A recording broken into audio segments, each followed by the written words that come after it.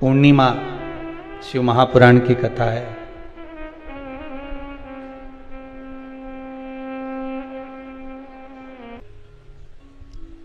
जितने लोग आस्था चैनल के माध्यम से शिव महापुराण की कथा सुन रहे हैं, पूर्णिमा शिव पुराण, फेसबुक यूट्यूब के माध्यम से जितने लोग कथा सुन रहे हैं, आप सभी के पावन चरणों को नमन करता हूं कि आपके भाग्य के बराबर कोई भाग्य नहीं होगा। जीवन में एक बार पुण्य जरूर करा होगा, इसलिए कथा श्रवण कर रहे हैं। पीपल का एक पत्ता, उस पत्ते पर थोड़ा सा चावल, थोड़ा सा चावल। पूर्णिमा की रात्रि को अपने हाथ में लेकर, अपने नयनों से लगाकर, शरीर पर से स्वयं उतारकर उसको दरवाजे के पास रख दीजिए। पूर्णिमा की रात्रि को पूर्ण होने पर उस चावल को दूसरे दिन सूंघ कर बहते हुए पानी में डाल दीजिए। महाराज, कितने भी रोग से ग्रसित हो गए, पीपल का एक पत्ता 52,000 ब्राह्मण की साक्षी कराता है। महाराज बहुत ध्यान देना, पीपल के वृक्ष में स्वयं नारायण का, मेरे कृष्ण का वास है। स्वयं भगवान गीता के अंतर्गत कहते हैं कि मैं पीपल का वृक्ष हूं। नारायण उसी में 52,000 ब्राह्मणों का वासा एक पीपल के पत्ते में होता है। और आपको पहले भी कथा में कहा, गाय, ब्राह्मण, बहन, बेटी, ये सब काल का हरण करने वाले हो, काल को हरने वाले हो। रोग को मिटाइए, शिव का स्मरण करो। पूर्णिमा के दिन चावल का एक आखा दाना, आखा दाना जानते हो, पूरा खंडित चावल नहीं, कितना चावल, एक दाना चावल का शंकर भगवान के शिवलिंग पर समर्पित करिए। एक बेलपत्र जिसका डंडी का मुख अपनी ओर हो, जहां से चावल चढ़ाया है, उस चावल के ऊपर अपनी कामना कर कर रख दीजिए और चंद्रमौली भगवान का स्मरण करिए। कौन से भगवान? शंकर भगवान का सर्वश्रेष्ठ सुंदर नाम है चंद्रमौली। चंद्रमौली भगवान का स्मरण करिए, अपनी कामना कर कर, बेलपत्र समर्पित कर कर शिव जी पर एक लोटा पानी, एक जल पात्र समर्पित करो, कलश से जल चढ़ा दीजिए, नैनों में वो जल लगाकर अपनी कामना कर कर वापिस घर को आइए।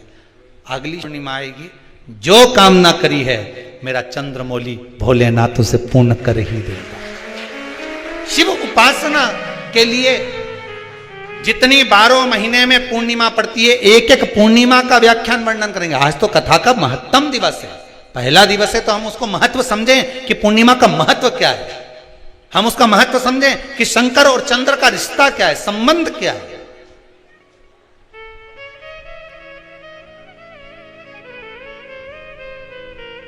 भगवान ने जितनी पूर्णिमा बनाई है, जितने नक्षत्र बनाए, जितनी घड़ी बनाई, जितना पल बनाया, जितना समय बनाया, ये शंकर भगवान ने जो बनाया ये गलत नहीं बनाया, श्रेष्ठता के लिए बनाया, जग के उद्धार के लिए, संसार के उद्धार के लिए बनाया। अब उसका प्रयोग आप करें ना करें या आपके ऊपर है।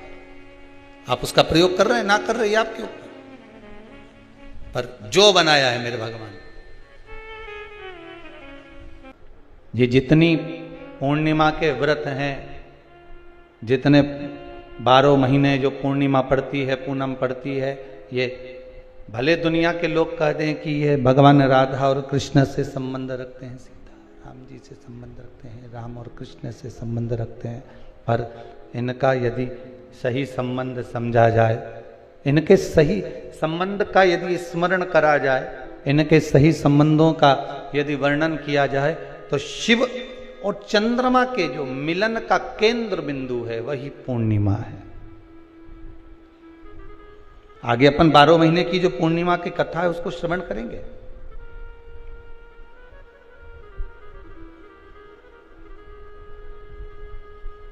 केवल एक पूर्णिमा वहीं तक नहीं रही कि भगवान कृष्ण और राधा जी ने रास किया,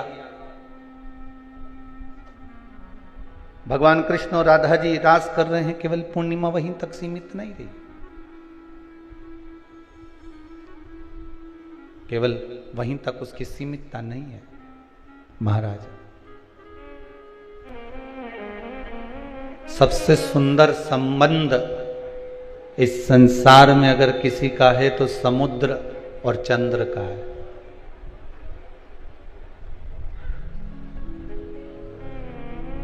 दुनिया का सबसे सुंदर संबंध है चंद्र और समुद्र का। चंद्रमा घटता है तो समुद्र की लहरें भी घटती है, ज्वार और भाटा। चंद्रमा यदि घट रहा है तो समुद्र की लहरें भी घट रही है। चंद्रमा यदि बढ़ रहा है तो समुद्र की लहरें भी बढ़ रही। कितना सुंदर संबंध होगा। चंद्रमा को घटता हुआ देखा तो समुद्र की लहरें घट गई, चंद्रमा को बढ़ता हुआ देखा तो समुद्र की लहरें बढ़ गई। अर्थात शिव महापुराण की कथा कहती है, श्रीमद् भागवत पुराण कहती है कि महाराज समुद्र जैसी गंभीरता, समुद्र जैसा प्रभाव, समुद्र जैसा भाव आपके भीतर होना चाहिए कि दूसरा व्यक्ति को घटता हुआ देखकर हमारा भी दिल थोड़ा सा दुख है, हमारा भी हृदय थोड़ा सा नम है। चंद्रमा को बढ़ता हुआ देखकर हमारे भीतर भी प्रसन्नता जागृत हो, हमारे भीतर भी उमंगता जागृत हो, हमारे भीतर भी ये भाव जागृत हो जाए कि ये बढ़ रहा है तो हमें प्रसन्नता हो रही है। पर हम उल्टे हैं, हम समुद्र के बिल्कुल विपरीत हैं। पड़ोसी के घर में धन बढ़ता है तो टेंशन हमें हो जाता है। हम दूसरे के सुख को देखकर हम सुखी हो जाएं, दूसरे के दुख को देखकर हम दुखी हो जाएं। ये समुद्र और चंद्र का जो भाव कहा गया है वो एक आनंद देने वाला। केवल एक समुद्र और चंद्र का संबंध नहीं, मेरे देवाधिदेव महादेव और चंद्र जो उनके मस्तक पर विराजमान है उसका भी संबंध प्रबल है। लंकाधिपति रावण, लंकेश, लंकाधिपति रावण लंकेश भी भगवान शंकर को प्रसन्न करने के लिए पूर्णिमा का अनुमोदन करता था। लंकाधिपति लंकेश, लंकाधिपति रावण, लंका में रहने वाला वो लंकेश भी पूर्णिमा का स्मरण करता था। स्वयं माता सीता राघव जी का दर्शन करने के लिए पूर्णिमा के चंद्रमा का स्मरण करती है। स्वयं माता सीता, माता पार्वती चंद्रदेव को देखकर बार बार स्मरण करती है शिव की भक्ति का। आप और हम पूर्णिमा शिव महापुराण की कथा सुन रहे हैं, इसके रस तत्व को हमें ग्रहण करना है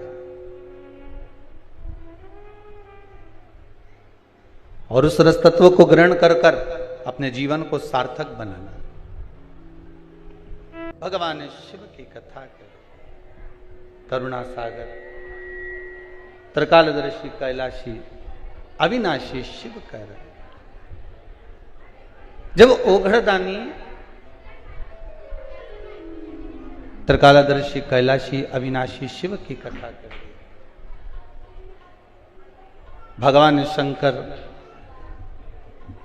और चंद्रदेव, इन दोनों का भी संबंध बड़ा प्रबल है महाराज, बड़ा प्रबल संबंध। केवल एक समुद्र और चंद्र का ही संबंध नहीं, शिव और चंद्र का भी संबंध प्रबल है।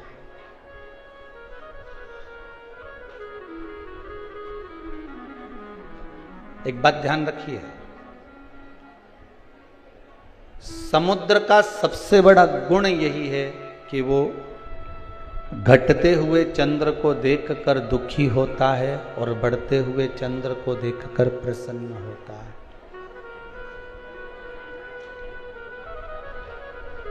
सबसे बड़ी प्रसन्नता ये, जब व्यक्ति के जीवन का अहंकार, अभिमान निकल जाता है, तो ये विश्वास मानिएगा कि आपके भीतर से विष निकल गया। क्या निकल जाना चाहिए? अहंकार।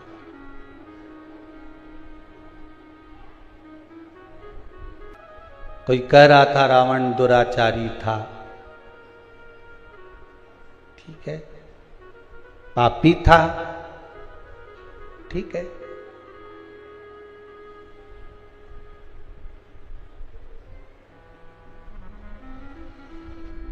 रावण दुराचारी भी था आपके हिसाब से, पापी भी था, पर आज के मनुष्य जैसा दोगला तो नहीं था।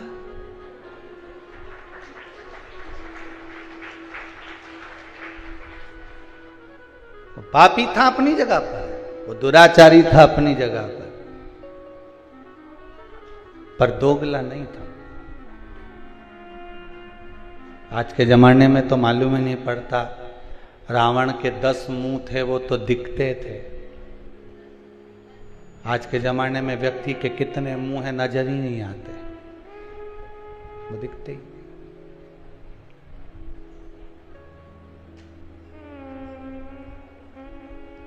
पर जिसने जो देखा उसे वही दिखा।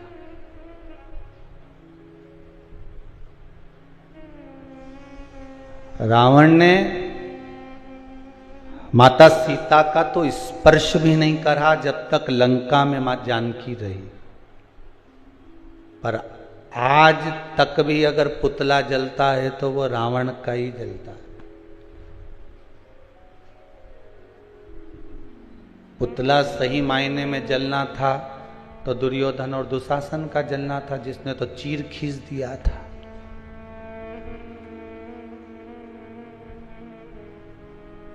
द्रौपदी का, पर नहीं, जिसने जो देखा, किसी विद्वान ने अगर देखा होगा लंकापति रावण में, तो ये देखा होगा कि शिव का उपासक है, शंकर का भगत है, विद्वान है, ज्ञानवान है, उसकी भक्ति, उसका बल बड़ा प्रबल है, उसका भाव बड़ा प्रबल है, उसको नजर आया होगा। पर कुछ अगर देखना है तो एक बात जरूर देखिएगा लंकाधिपति रावण में, कि वो पापी भी था, वो दुराचारी भी था, पर दोगला नहीं था।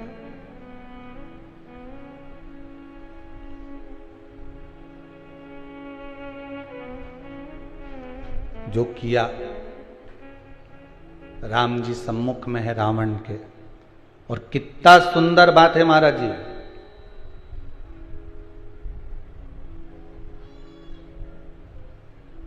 रावण संहिता के अंतर्गत लिखा है, भगवान राम ने रावण के पास में अपने छोटे भाई लक्ष्मण जी को भेजा था जब वो पड़ा हुआ था भूमि पर। किसको भेजा है? लक्ष्मण जी को। लक्ष्मण जी ने पूछा, भैया आप मुझे क्यों भेज रहे हो, किस लिए भेज रहे हो, क्या कारण है मुझे यहां भेजने का, और भेजना भी है आपको तो ये कहां भेज रहे हो? वो लंकाधिपति रावण के पास में, वो लंकेश के पास में, वो लंकाधिपति रावण के पास में मुझे भेज भी रहे हो तो कहां भेज रहे हो? जरा विचार करिए, कहां जा रहे हो?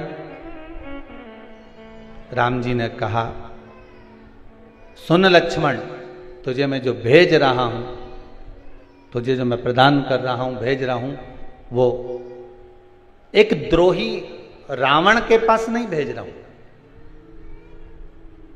एक द्रोही रावण के नजदीक मैं तुझे नहीं भेज रहा हूं।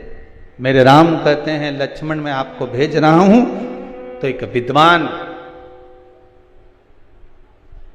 इसके बराबर दुनिया में कोई पंडित, कोई विद्वान ब्राह्मण नहीं होगा, मैं उसके पास भेज रहा हूं।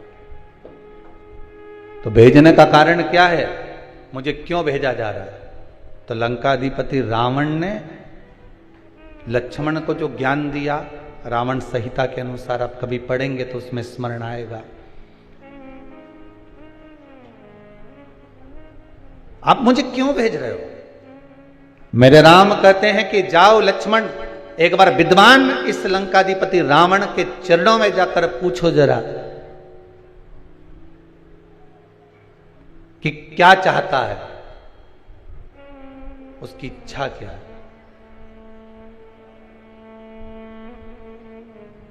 थोड़ा ज्ञान की बातें करिए आप। लक्ष्मण जी गए और रावण के पास में सिर के पास जाके खड़े हो गए। रावण ने देखा कि लक्ष्मण आए तो रावण ने अपना मुंह फेर लिया इधर। अब इधर मुंह फेरा तो लक्ष्मण जी को गुस्सा आ गया। लक्ष्मण जी दौड़कर फिर भैया के पास में गए। क्या भैया, कहां भेज दिया आपने उस रावण के पास में, लंकाधिपति के पास में? इतना अहंकार उसको कि मुझे देखकर उसने मुंह फेर लिया।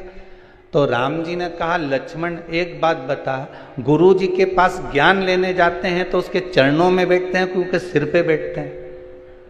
लक्ष्मण जी बोले उनके चरणों में बैठते हैं। तो तू रावण से ज्ञान लेने गया था तो चरणों में खड़ा था कि सिर पे खड़ा था?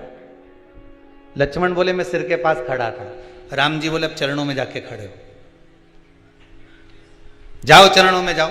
और रावण के चरणों में जैसे लक्ष्मण जी गए तब रावण ने लक्ष्मण जी को बुलाया और बुलाकर कहा, लक्ष्मण जी ने पूछा आपकी कोई अंतिम इच्छा हो, प्राण छूटने वाले हैं, आपके प्राण जाने वाले हैं, नाभि में अमृत सूख चुका है, बाण लग चुका है, आप मरने वाले हो, कोई आपकी इच्छा हो तो जरूर बताना।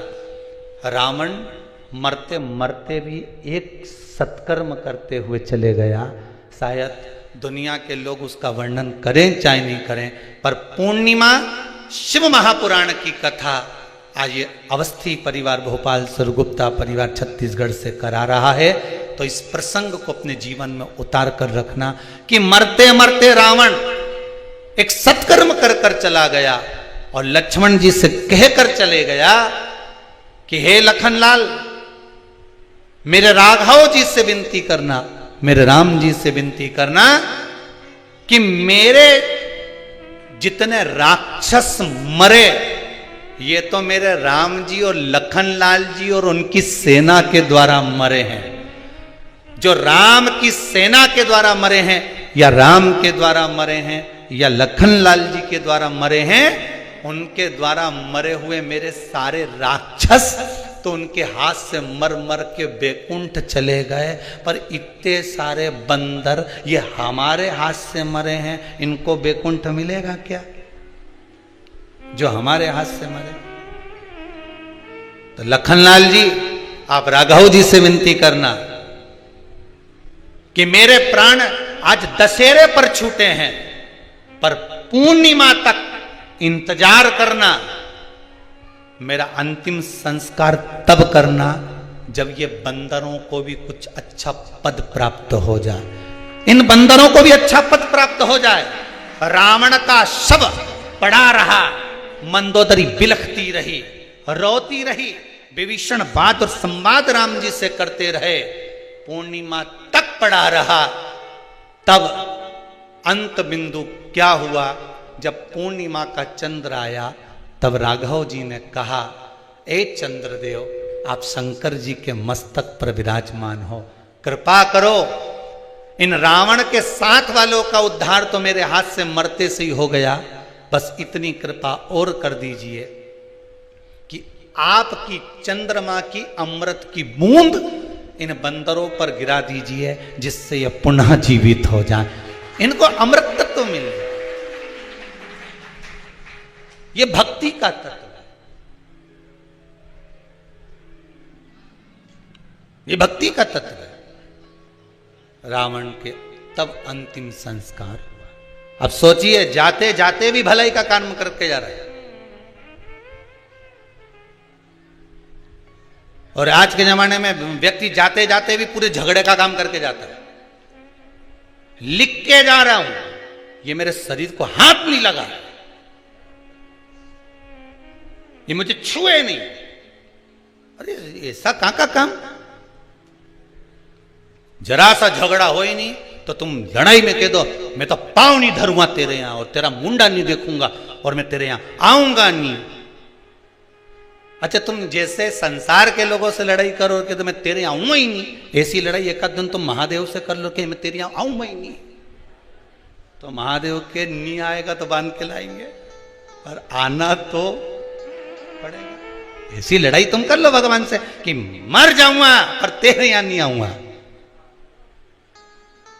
संसार के लोगों से लड़कर तो कह सकते हो कि मैं तेरे यहां नहीं आऊंगा, झगड़ा कर लिया, लड़ लिए, बोल दिया, अपशब्द ताने कह दिया, पर भगवान से लड़कर कह दे तो कम कि हम तुम्हारे यहां नहीं आएंगे, जा तुमसे जो बन जा कर लो, जाओ कर लो। भगवान से कौन लड़ा? अमृत की वो बूंद है चंद्रमा बरसा रहा। महाराज शिव महापुराण की कथा कर रहे हैं। शंकर नाम में वो अमृत छुपा हुआ है। क्यों कहते हैं महामृत्युंजय? क्यों कहा गया?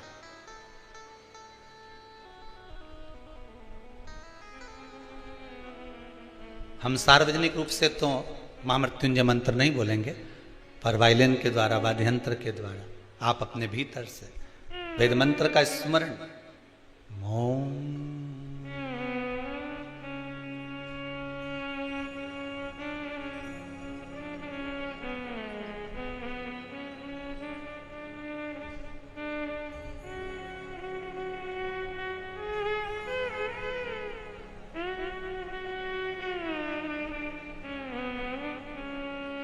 इसमें अमृत छुपा है। एक बार आप नेत्र बनकर इसी वाद्यंत्र के साथ ध्यान लगाकर इस त्र्यंबक मंत्र का, महामृत्युंजय मंत्र का फिर एक बार स्मरण करिए।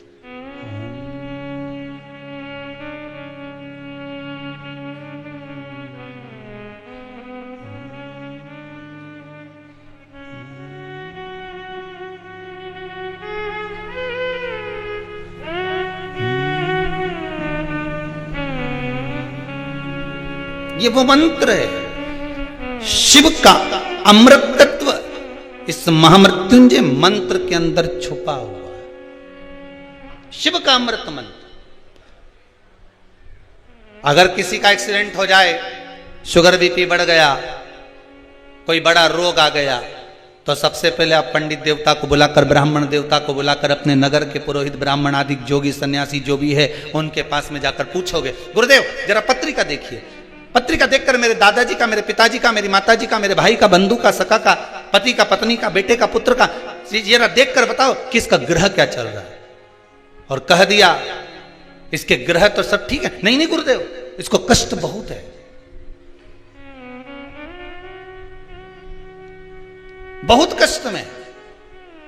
किसी भी ब्राह्मण देवता से पूछोगे, नगर के किसी ब्राह्मण जन से आप पूछोगे, किसी विद्वान पंडित जी से आप पूछोगे, तो वो अगर शरीर में कष्ट है, रोग है, बीमारी है, बड़ी विपदा आन पड़ी है, तो कोई तुमसे नहीं कहेगा कि कनक धारा का पाठ करिए, कोई तुमसे ये नहीं कहेगा कि श्री सूक्त का पाठ करिए, कोई तुमसे ये नहीं कहेगा कि पुरुष सूक्त का पाठ करिए।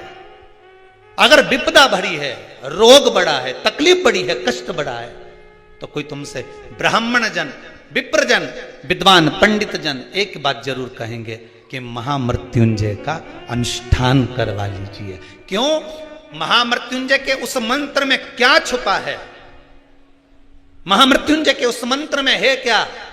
तो महामृत्युंजय के उस मंत्र में चंद्र और शिव का अमृत तत्व छुपा हुआ है।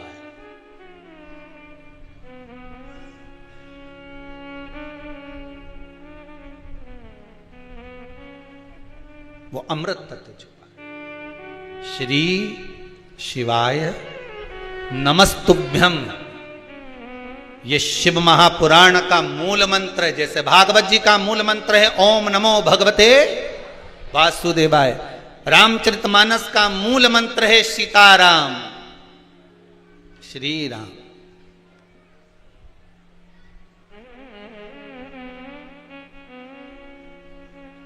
शिव महापुराण का मूल मंत्र है श्री शिवाय नमस्ते। इस मंत्र में कुछ तो सुख होगा। ये किसी ने पर्चा लिखकर भेजा है, देखिए पर्चे तो आए हैं पर हम पढ़ नहीं पाए हो ज्यादा।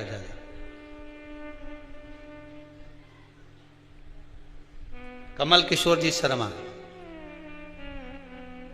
मानसिंह चिकतलाया, इंदौर से आए हुए हैं। कहां बैठे हैं? कहीं बैठे हैं इधर। कमल किशोर जी ने पत्र लिखा है, तो इन्होंने लिखा है, मैं इंदौर मध्य प्रदेश से अपने परिवार व मेरी साली साड़ू भाई के साथ कुबेरेश्वर धाम आया हूं। मेरे परिवार के साथ में रुद्राक्ष महोत्सव में मैं भी आया था, रुद्राक्ष प्राप्त किया था। मैंने मेरे पुत्र की नौकरी की कामना करी थी और बाबा ने मेरे बेटे की नौकरी लगा दी है। ये पत्र आया है, जहां बैठे होंगे उनका स्मरण होगा।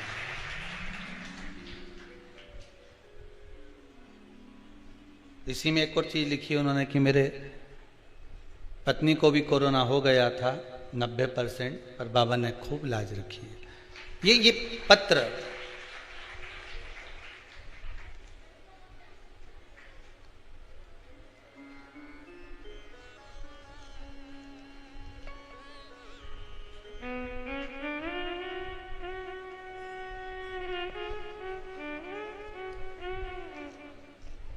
शिव देने वाला, शिव लेने वाला।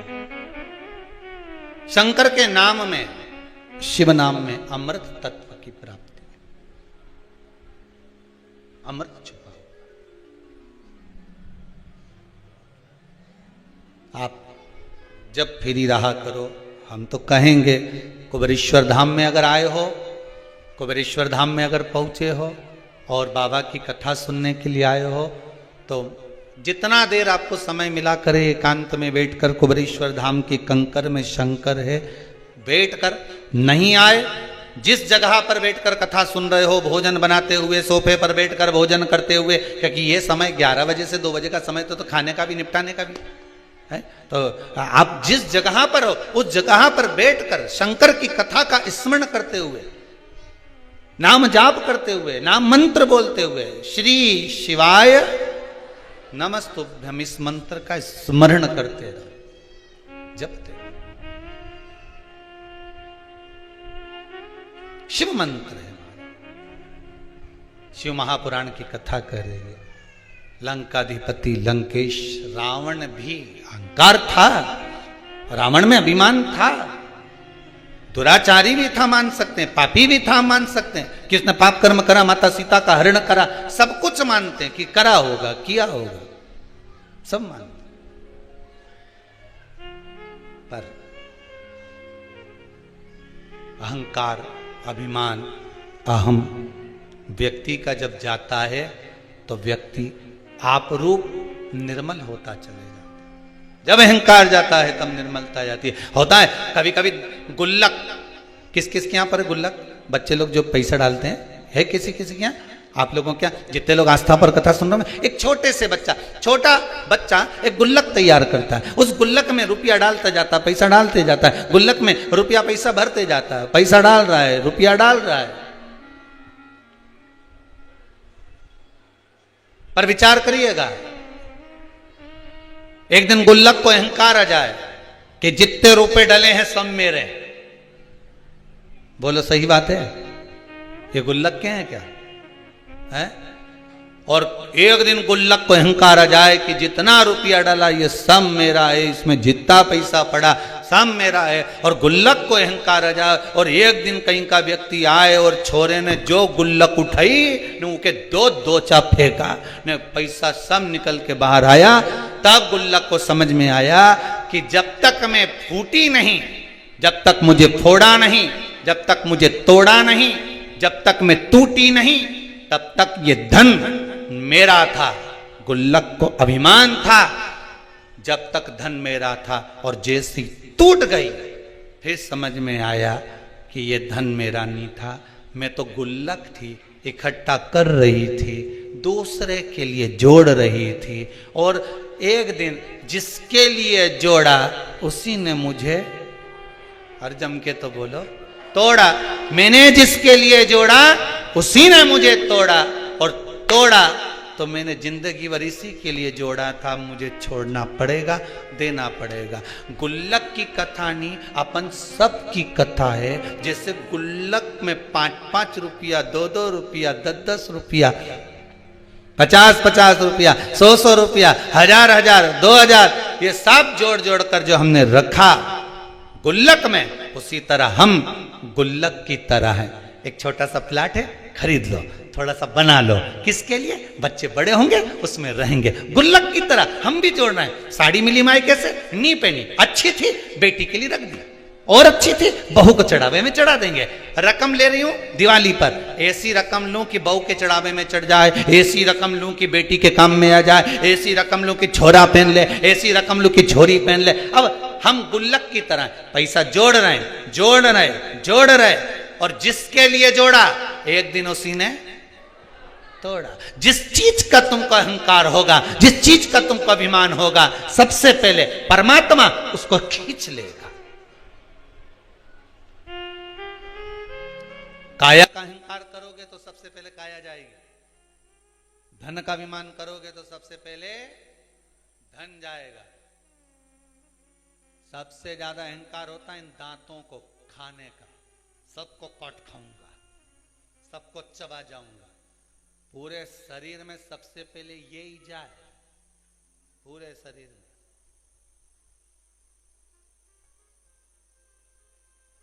अहंकार जिस चीज का हो वो छुड़ा लिया। स्वयं चंद्रदेव की कथा कहती है, चंद्रमा को अहंकार आ गया था, मेरी सुंदरता इतनी है, इतनी सुंदर चंद्रदेव स्वयं इतने इतने अभिमानित हो गए कि अपने गुरु की धर्म पत्नी तक को निगाह में, दृष्टि में भर लिया। अहंकार।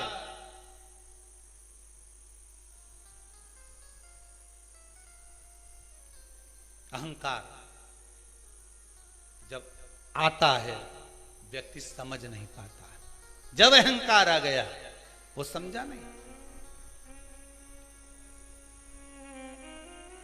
वाणी भी कर्कश हो गई।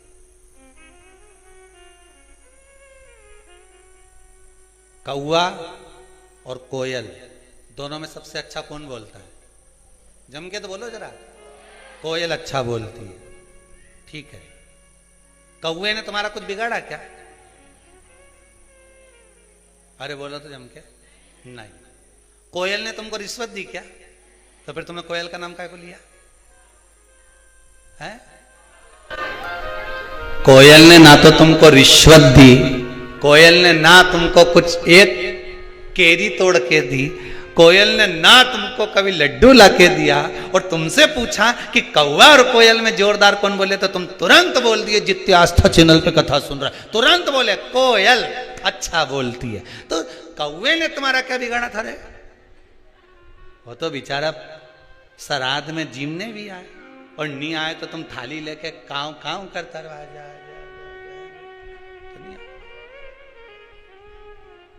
इसके बाद भी तुम्हारा पितरों के नाम से आए जीमने, तो भी तुम्हारे मुंह पे नहीं आया कि कौवा अच्छा बोले।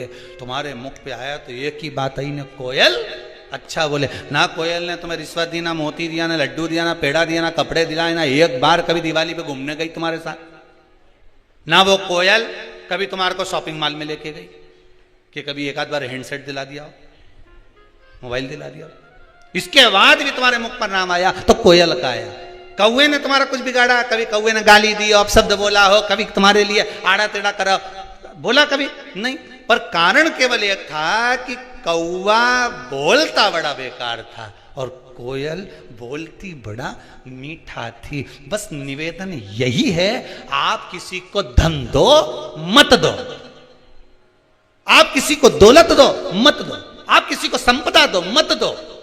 मेरा निवेदन केवल इतना सा है, घर में जितनी माताएं निवास करती हैं, घर में जितनी बहुएं निवास करती हैं, घर में जितने बेटे रहते हैं, घर में जितने बुजुर्ग रहते हैं, उन सब से निवेदन है कि कौवा ना तो किसी का कुछ बिगाड़ता है और कोयल ना किसी को कुछ देती है, तो भी कोयल की बड़ाई होती है। उसी तरह तुम भी कुछ मत दो। रोटी बनाना हो तो बनाओ, नहीं बनाना मत बनाओ। जाओ ने कमरा में सो जाओ, पर मुंडा से जो आवाज निकालो तो कोयल जैसी निकालो, तो दुनिया में तुम्हारा पूछने वाला ढेर हो जाए, ढेर पूछेंगे।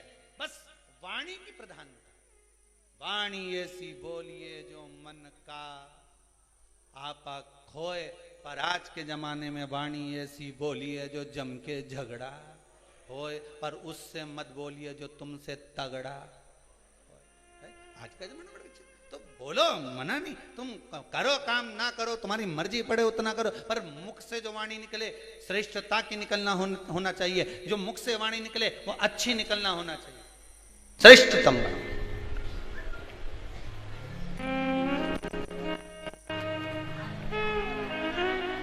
मिठास।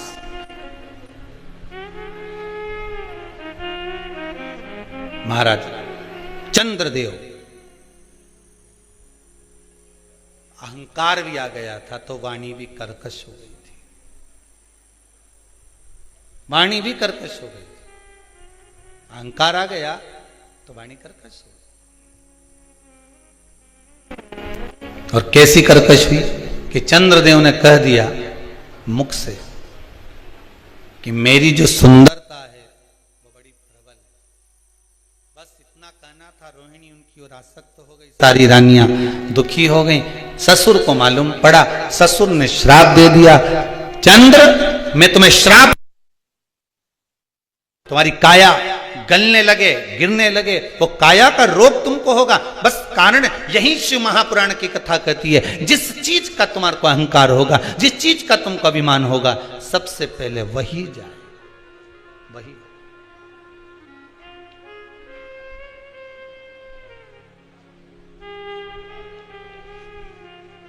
वो कहे ना, धन दौलत वालो सुन लो, एक दिन ऐसा आएगा, धन दौलत और माल खजाना सभी पड़ा।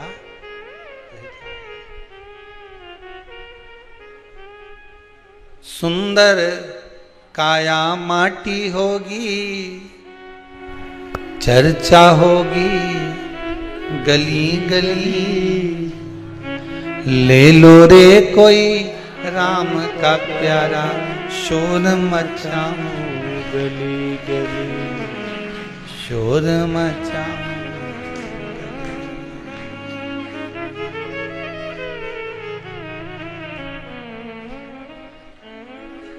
कोठी बंगलों वालों सुन लो,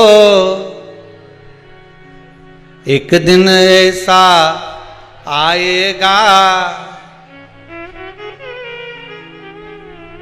अरे कोठी बंगलो वालों सुन लो, जिनको एक मिनट एसी के बगैर नींद नहीं आए, वो शमशान में 3 दिन कैसे रहेगा? 3 दिन ही रखते ना। अरे बोले तो चले, एक दिन आग लगाई, दूसरे दिन तक ठंडा हुआ, तीसरे दिन भर के ले गए, छोड़िया। अब 3 दिन जो के मेरे पिताजी के बिना नहीं रह सकता, मैं अपनी माताजी के बिना नहीं रह सकता, मैं अपने बेटे के बिना नहीं रह सकती, मैं अपने परिवार के बिना नहीं रह सकता। वहां आग लगा के छोड़ आएंगे अकेले।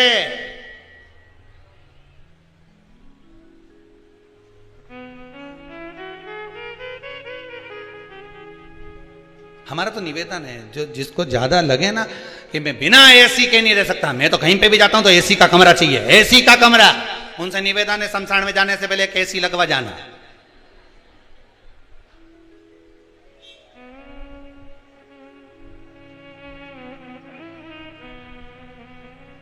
और कह देना ओपनिंग में करूंगा,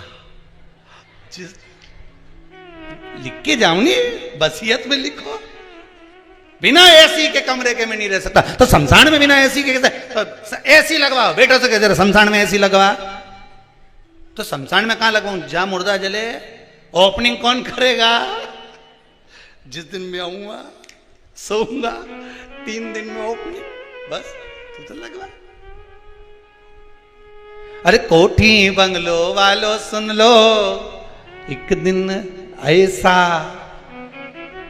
इसीलिए कहते हैं, बार बार निवेदन करते हैं, साल भर में कम से कम 5 दिन 7 दिन ऐसे निकालो कि गुरु के चरणों में जाकर रहो। जब गुरु के चरणों में जाकर रहोगे तो ना तुम्हारा एसी का कमरा मिलेगा, ना डनलप का गद्दा मिलेगा, एक जरा सा कारपेट मिल गया, उस पे छोटा सा चद्दर डाल लो, पड़े रहो।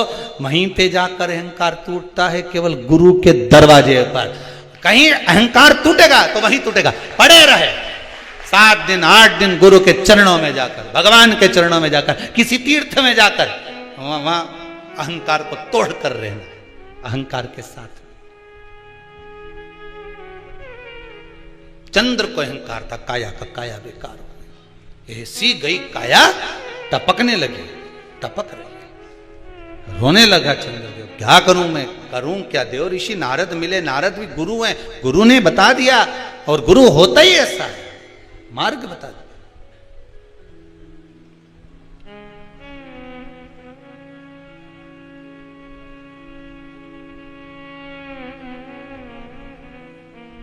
गुरु होता ही ऐसा।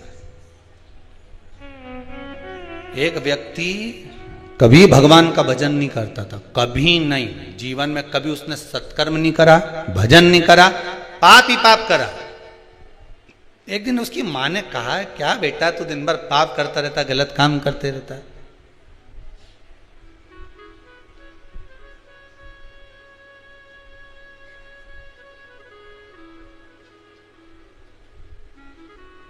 अच्छा देखो, 3 सोते हुए अच्छे लगते हैं। कौन? जम के बोलो। 3 सोते हुए अच्छे लगते हैं। पहले नंबर पर शेर, दूसरे नंबर पर पियक्कड़। अब हंसे क्यों? अब इसमें हंसने की बात क्या? अब उसमें सीधी बात, 3 सोते हुए अच्छे लगते हैं। पहले नंबर पर शेर, दूसरे नंबर पर पियक्कड़, तीसरे नंबर पर सांप। ये तीनों जागते हैं तो गड़बड़ी करते हैं। इसलिए ये तीनों जितने सोते रहते हैं, इनको देखकर सोता रहे भगवान, सोता रहे। जंगल में शेर सोता रहे तो तुम्हारा कुछ बिगड़े? अरे बोलो बोलो ईमानदारी से। और अगर शेर जग जाए तो बिगड़े ही बिगड़े, फिर तो सुधरे क्या?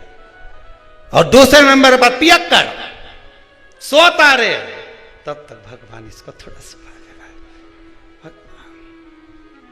और जो पियक्कड़ उठा, फिर तो गया।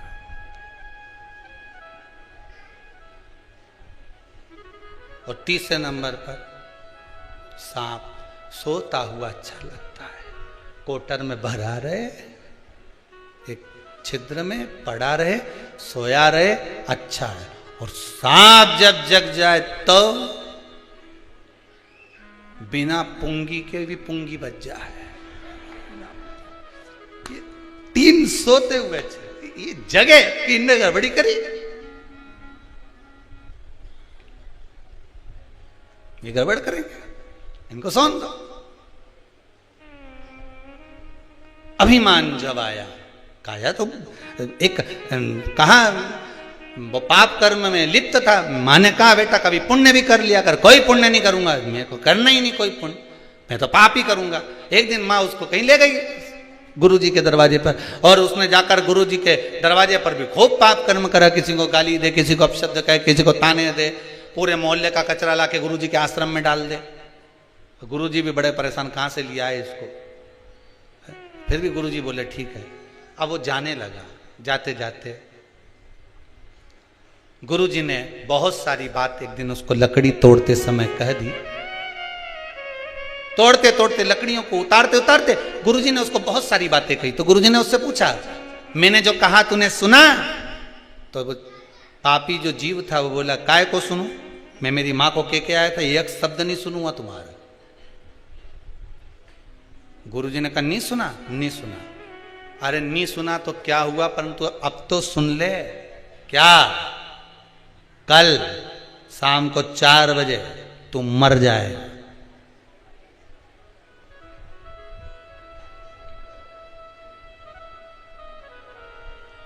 मरेगा ये पक्का है, पर अगर मर भी जाए ना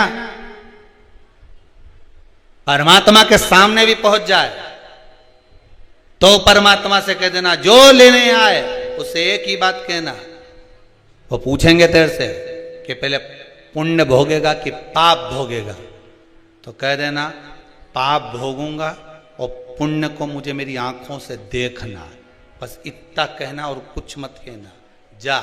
अब इसको तो लगा कोई गुरुजी कोई सत्य बोलेंगे कि मैं 4 बजे मर जाऊंगा, और जैसे ही 4 बजे दूसरे दिन तो निपटी गया, मर गया। मरकर यमराज की कैद में गया तो यमदूतों ने ले जाकर इसको यमराज के सामने खड़ा करा।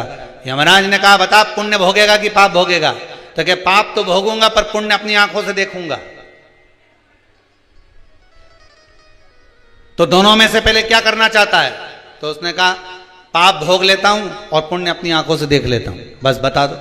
अब इतने में यमराज ने कहा ये कोई बात होती है कि पुण्य अपनी आंखों से देखेगा? मर गया क्या पुण्य क्या खाक देखेगा? नहीं, मैं तो अपनी आंखों से देखूंगा। यमराज इसको ले गए, इसको नरक का भोग भुगताते भगवान ब्रह्मा जी के पास पहुंच गए। ब्रह्मदेव ने पूछा हुआ क्या? प्रभु समझ में नहीं आ रहा है, ये एक ही बात लेकर बेटा कि पाप का भोग भोगूंगा और पुण्य अपनी आंखों से देखूंगा। अब ये मर के आ गया तो क्या पुण्य क्या खाक देखेगा? ब्रह्मा जी बोले तुम अपने काम में लग जाओ, मैं सब निपट लूंगा। ब्रह्मा जी ने उसको रोक लिया, भैया क्या बात है? उसने कहा बस एक ही बात है, मेरे को पुण्य अपनी आंखों से देखना है और पाप भोगना है। तो ब्रह्मा जी ने कहा तुमने पाप भोग लिया ना? हाँ भोग लिया, अब पुण्य दिखा दो। तो ब्रह्मा जी ने कहा भैया पुण्य केवल इतना सा है कि मरने से पहले तूने गुरु की एक बात मान ली और यहां आकर उस बात को कह दिया कि पाप भोगूंगा और पुण्य अपनी आंखों से देखूंगा। तूने गुरु की मात्र एक बात मानी, इसलिए तुझे मैं ब्रह्मा का साक्षात दर्शन हो गया। एक बात अगर तूने आज गुरु की मानी है तो ब्रह्मा का दर्शन हुआ है। ये शिव महापुराण की कथा वेद व्यास जी महाराज 24,000 श्लोक को शिव महापुराण के इन संवादों को, इन श्लोकों को, इस शिव महापुराण को, भागवत आदि पुराणों को अगर वेद व्यास जी ने लिखा है और किसी ब्राह्मण के मुख से आप श्रवण कर रहे हैं, एक संवाद एक शब्द भी अगर आपने अपनी जिंदगी में उतार लिया तो यह पक्का है कि पुण्य तुम्हारे सम्मुख में आकर खड़ा हो जाएगा और परमात्मा का, मेरे शिव का एक ना एक दिन दर्शन जरूर हो जाएगा। यह पक्का है। आप मानो, उसका स्मरण करो। पर हम सोए हुए हैं, अहंकार हम खोए। महल अटारी वालों सुन लो, एक दिन ऐसा आएगा, धन दौलत और माल खजाना यहीं पड़ा रह जाएगा, सुंदर काया माटी होगी। कितना जोरदार था, कितना बढ़िया। सुंदर काया माटी होगी, चर्चा होगी गली गली, ले लो रे कोई राम का प्यारा, शोर मचाओ गली गली, शोर मचाओ गली गली। ये जाने वाले देव ऋषि नारद मिले, सम्मुख में प्राप्त हुए। चंद्रदेव ने हाथ जोड़कर पूछ लिया, बताइए प्रभु नाथ, ये काया जो गिर रही है, काया जो नष्ट हो रही है, इसका कोई उपाय हो तो अवश्य बताइए। कोई उपाय?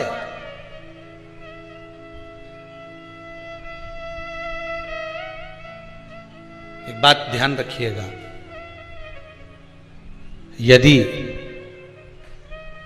काया का रोग हो गया, मान लो शरीर कहीं से सफेद पड़ रहा है, कहीं से काला पड़ रहा है, शरीर में से खाल की फुकड़ी निकलना प्रारंभ हो गई हो, शरीर में काले काले चट्टे पड़ना चालू हो गए हों, या कोई विशेष रोग हो गया,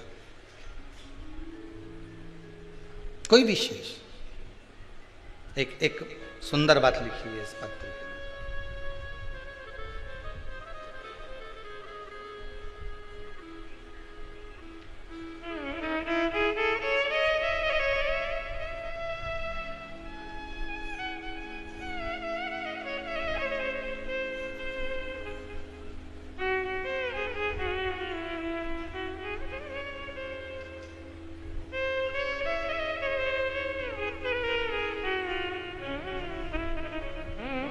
इसी पत्र में लिखा है, इनके कोई रिश्तेदार को ब्लैक फंगस की बीमारी हो गई थी महाराज। एम्बॉय हॉस्पिटल में इंदौर में दिखाने के बाद भर्ती करा गया। डॉक्टर ने एमआरआई का लिख दिया और कह दिया कि इसके जबड़ा निकलेगा। ये जिनने लिखा है पत्र, जबड़ा निकलेगा। पर ऑपरेशन रूम में भी ले गए, इसमें लिखा है। ये पत्र हम यहीं छोड़कर जाएंगे, आप बाद में पढ़ते रहना। हमारी आदत में जो भी पत्र आप लोग भेजते हो हम यहीं छोड़कर चले जाते, बाद में मर्जी पड़े तो पढ़ते रहना।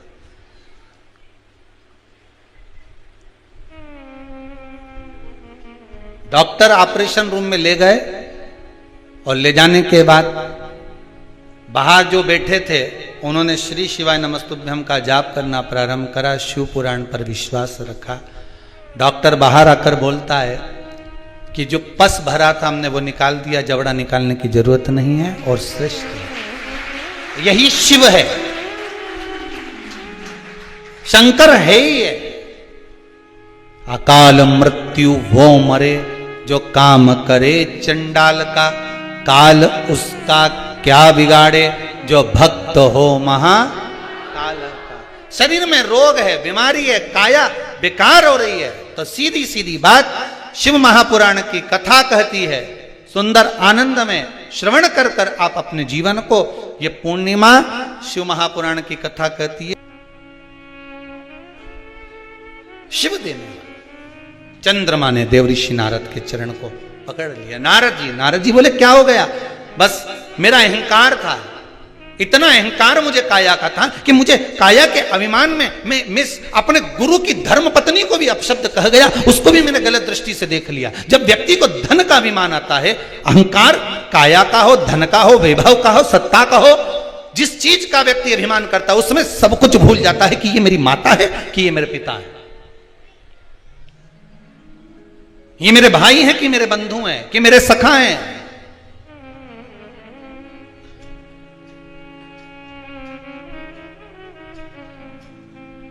एक व्हाट्सएप पे एक मैसेज भेजा था किसी ने, उसमें लिखा था गुरुजी भगवान से प्रार्थना करवाना कि जैसे नवरात्रे में हमारे घर की बहुएं, हमारी घर की बेटियां इतना सुंदर सुंदर श्रृंगार कर कर सज कर इतनी जोरदार जोरदार गरबा करती हैं, इतनी एनर्जी इनको जो नवरात्रे में माता जी 9 दिन देती है, ऐसी ही एनर्जी दीपावली पर लिपाई पुताई और पुछाई के लिए दे दे। ऐसी प्रार्थना कर। नवरात्र में इतनी एनर्जी इनमें आ जाती है कि डंडा ले लेके ये एक पांव वहां, एक पांव वहां। बस भगवान से प्रार्थना करना गुरुदेव की ऐसी एनर्जी हमारी बहु बेटियों में भगवान दिवाली तक ऐसी दे दे कि सारे डब्बे पोंछ पोंछ के धर दे। घर में जितना भी झाड़ू पोछा है, ये अच्छी टेबल पे चढ़ी यूं मार, समझ ले गरबा ही खेल रही। ये पत्तो फिर पेंट में, फिर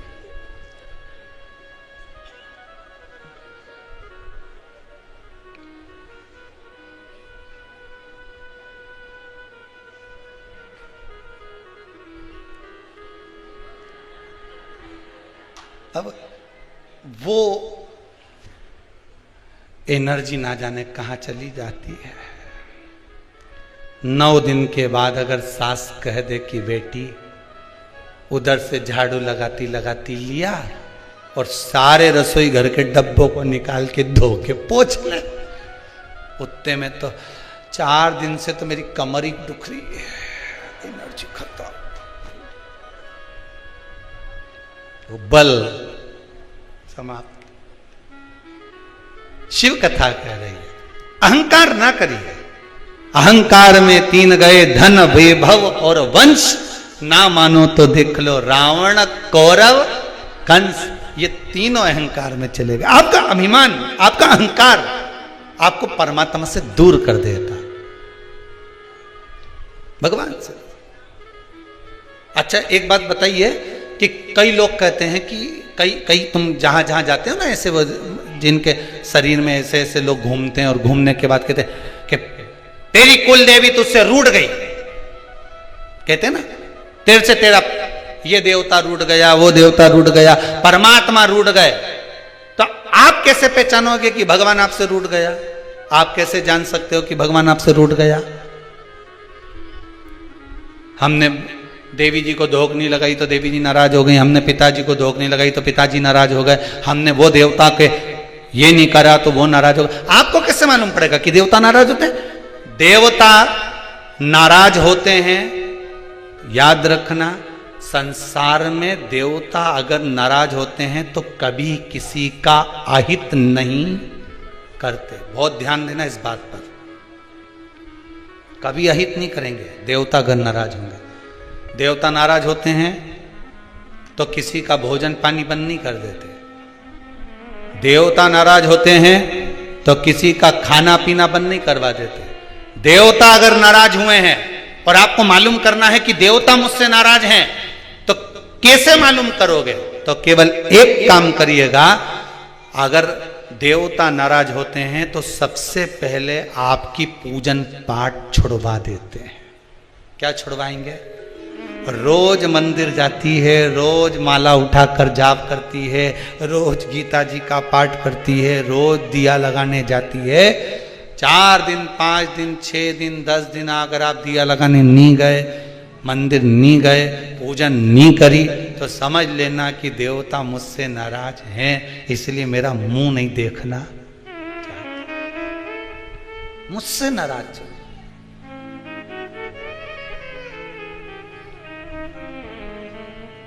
लक्ष्मी नहीं आ रही घर में, देवता नाराज है? नहीं नहीं नहीं, लक्ष्मी नहीं आ रही उसके लिए देवता नाराज नहीं है। लक्ष्मी नहीं आ रही उसके कारण तुम्हारा अहंकार है। भगवान ने जब दिया था उसको सत्कर्म में नहीं लगाया था। एक बात इससे पहली वाली कथा में कही थी, शरीर चले और तुम्हारे याद है तुम लोगों को? बस उतना ही याद कर लो, बहुत है। इतनी बात तुम लोग याद कर लोगे ना, तो आने वाले समय में 2-1 साल में तो तुम हम बस इतनी याद कर लो। बस हर कथा में से इतनी निकाल लोगे ना, तो थोड़ा थोड़ा तो यहाँ समझ में तो आए, लगे तो सही कि कथा अंदर गई। तो एक बार पहले कथा में, इससे पिछले वाली में की थी, 7 से पहले वाले में, कि तुम्हारे घर में चले और तुम्हारा शरीर चले, तब तक सारा दान पुण्य भजन तीरथ सब कर लो।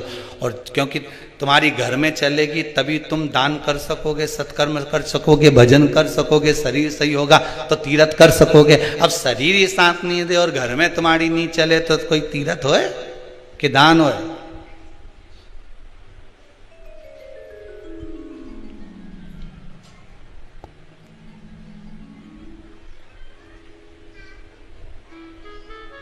कैसे भजन कर? एक परसों की बात है, एक माता जी आकर बोली थी, गुरुजी मेरा शरीर बहुत कांपता है, शरीर इतना कांपे, मैं घर से लोटा पानी का भर के ले जाऊं तो वहां जाके पूरा खाली हो जाए। अब आप बताओ शंकर जी पानी कैसे चढ़ाऊं? हमने भी सोचा बड़ी गजब की बात है। अब शिव पुराण में लिखा है कि वहीं का लोटा, वहीं का पानी, वहीं के शंकर को चढ़ाओ तो पुण्य नहीं मिले, इसलिए घर से ले जाओ। और अगर वहां का चढ़ाओ तो कुछ 1-8 रुपया पानी का जो भरा होगा, जिसने मजदूरी करी होगी, जिसने लाया होगा, तो वो पहले दान पेटी में डालो, उसके बाद चढ़ाओ। तो हमने कहा माता जी एक काम करो, तो मंदिर में से पानी भर लिया करो। अरे गुरु जी भरने को तो भर लूं, पर आपने कहा था थोड़ी सी दक्षिणा चढ़ाओ, मेरे पास तो इतना भी नहीं है कि मैं दक्षिणा चढ़ाऊं। अब बताओ लोटा कैसे लेके जाऊं? तो हमने मन में सोचा हमें ही मिले ऐसे प्रश्न। अब हमने कहा तुम एक काम करो, तुम मंदिर मत जाओ, तुम तो घर में रहो, भगवान का भजन करो, श्री शिवाय नमस्तुभ्यम जपती रहो।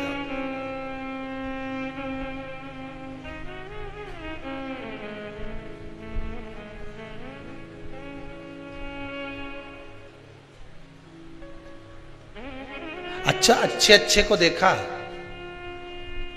हाथ तो धूजे, पांव भी धूजे, पर ये जीवान कभी नहीं धूजे। नहीं, सोचने वाली बात है, ये खाने में कभी नहीं धूजी। खाने में तो तुरंत कहते देवड़ा में चटनी कम है, लाओ जरा थोड़ी सी रोज नमक मिर्ची और डालो, जो होता है। ये तो कहा मां घर में रहो, श्री शिवाय जपते रहो। कहा गुरुदेव इससे क्या होगा? हमने कहा बस यही है, घर को अगर तुमने मंदिर बना लिया और घर में ही बैठकर जप लिया, एक दिन स्वयं शंकर जी आकर घर में ही खड़े होकर कह देंगे ले मुझ पर जल चढ़ा दे, शिव खुद आ जाएगा, उसको ढूंढने जाने की जरूरत नहीं पड़ेगी। तेरे मंदिर में आना मेरा काम है और मेरी बिगड़ी बनाना तेरा काम है। तेरे दरवाजे पर मैं आ ही गया, मुझे दर्शन दिखाना तेरा काम। ये वो जान, आप तो उससे निवेदन करो।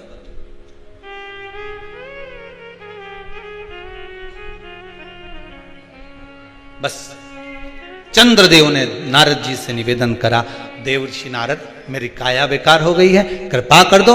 नारद जी ने पूछा भाई हो क्या गया था, ऐसा क्या हुआ कि तुम्हारी काया बेकार हो गई, कारण क्या हुआ ऐसा? हुआ क्या ऐसा जिससे काया तुम्हारी बेकार हो गई? मेरा अहंकार, मेरा अभिमान।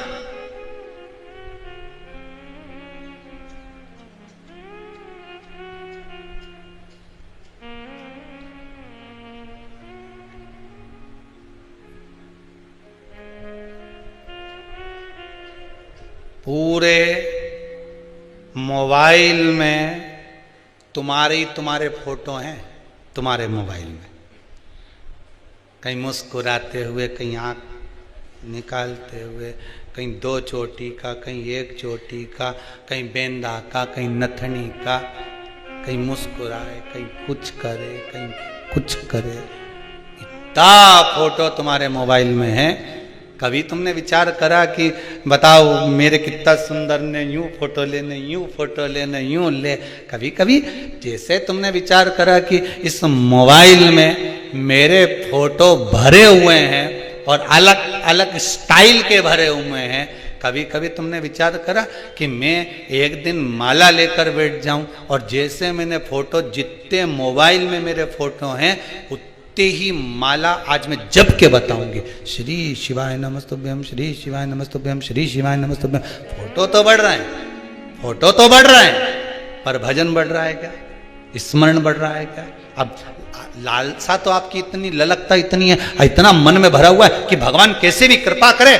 आज के जमाने में दुनिया के लोग करना कुछ नहीं चाहते, बस उनका तो मन है कहीं बाबा जोगी ऐसा मिल जाए, कहीं का महाराज ऐसा मिल जाए और वो ताली बजाने, चुटकी बजाने, हंडा निकल जाए। अगर ऐसा हंडा निकलता रहता तो महाराज खुद नहीं भर लेता। अरे बोलो तो सही, गीता जी में मेरे कन्हैया जी कर रहे हैं, गीता जी में भगवान कृष्ण कर रहे हैं, कर्म प्रधान है, कर्म करोगे फल की इच्छा मत रखना, मैं आऊंगा खुद देकर चले जाऊंगा। पर आज के जमाने, अभी नवरात्रे गई, ना जाने कितना कितना लोग कहीं कहां गया होगा, ना अगरबत्ती लेके, नरियल लेके, कहीं कोई यूं ही घूमे, कोई यूं ही घूमे, कोई उच के, कोई इधर से उचक के उधर बैठ जाए, कोई उधर से उधर। तो लोग उनके के हिसाब, बस ऐसी कृपा कर दो, ने धन मिल जाए, ऐसी कृपा कर दो, कहीं से बारिश हो जाए पैसे की। तो भगवान फिर गीता जी में कहते क्यों कि कर्म करो, फल की इच्छा मत करो। भजन करा नहीं, भजन किया नहीं, फल की इच्छा कर।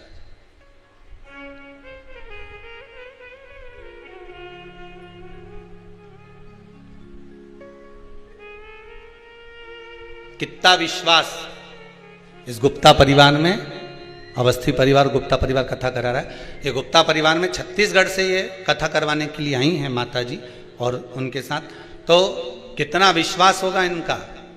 कल ये बता रही थी कि इनके परिवार में किसी को कैंसर हो गया था, ये यही छत्तीसगढ़ में। जरा माइक दीजिएगा उनको।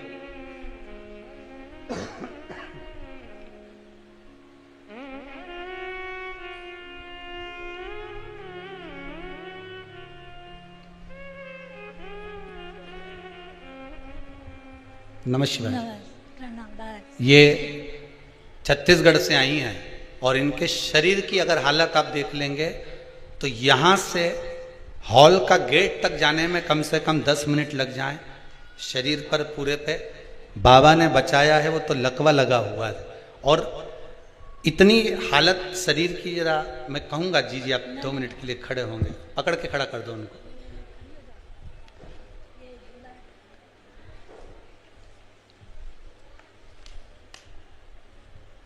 शरीर की हालत ही है। उसके बाद भी विश्वास नहीं आ रहा, और विश्वास नहीं आ रहा, पति से एक ही बात कही कि एक बार शिव पुराण की कथा करवाना है। और पति को भी कहूंगा ना मन करके कि आप भी खड़े होइए एक बार उनके पास में। आपको भी मैं धन्यवाद दूंगा कि सेवा का फल क्या होता है, एक पति पत्नी का संबंध क्या होता है, इन्होंने निभाया। बहुत बहुत साधुवाद का। केवल एक प्रश्न के चक्कर में इन्होंने शिव महापुराण की कथा करवाई कि इनके कोई रिश्तेदार को कैंसर हो गया था और डॉक्टर ने, जरा उनकी मुंह से सुनना चाहूंगा। मेरे भैया हैं, बड़े भैया, दूसरे नंबर वाले भैया, उनको कैंसर हो गया था जी। उनको तो उम्मीद ही छोड़ दिए थे वो अपना कि मैं नहीं है। तो हम लोग बोले कि भैया आप श्री शिवाय नमः तुभ्यम का जाप कीजिए, बाबा जरूर ठीक करेंगे। और वो इतना मन से आप जाप किए हैं कि आज हर उनका नॉर्मल रिपोर्ट आया है। बाबा की कृपा। बता रही थी कि भोजन भी नलियों से दिया। अभी 8 दिन पहले निकला है, नली से कर रहे थे इतने दिन तक। बाबा साल भर से नली में खाना खाए। 1 साल से नली से खाना जा रहा था, अब तो ठीक है, हम नली निकाल दी। हाँ। बस बाबा की कृपा। बैठिए। कितना विश्वास शिव के ऊपर है। और फिर निवेदन करेंगे, इस कुबेरेश्वर धाम में ना तो कोई भभूत दी जाती है, ना कोई बेल दी जाती है, ना कोई नग दिया जाता है, ना कोई फल दिया जाता है। यहां तो केवल कंकर संकर है। एकांत में बैठो, श्री शिवाय नमस्तुभ्यम का जाप करो, आए हो सेवा करो, बन सके उतना भजन करो, और बाबा से विनती कर कर जाओ, 3 महीने में वापस बुला लेता है। ये है ही बाबा का। ना बेल, ना भभूति, ना कोई विद्या, कुछ भी नहीं। यहाँ तो एक ही विद्या, श्री शिवाय, श्री शिवाय। बस भजन करो जितना कर सकते, उसके सिवा कुछ भी नहीं। भजन देव लोगों को ये मंत्र जाप। हम तो आपसे भी कहेंगे कि दुनिया के लोगों को अगर आप धन नहीं दे सकते, किसी को कुछ दान नहीं कर सकते, तो नाम का दान तो दे सकते हो। घर के लोगों को सिखा दीजिए कि घर में कम से कम एक बार सब बोलेंगे श्री शिवाय नमस्तुभ्यम।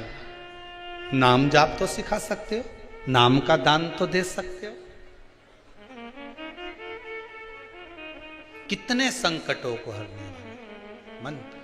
चंद्रदेव को काया का रोग हो गया, काया टपक टपक कर गिरने लगी।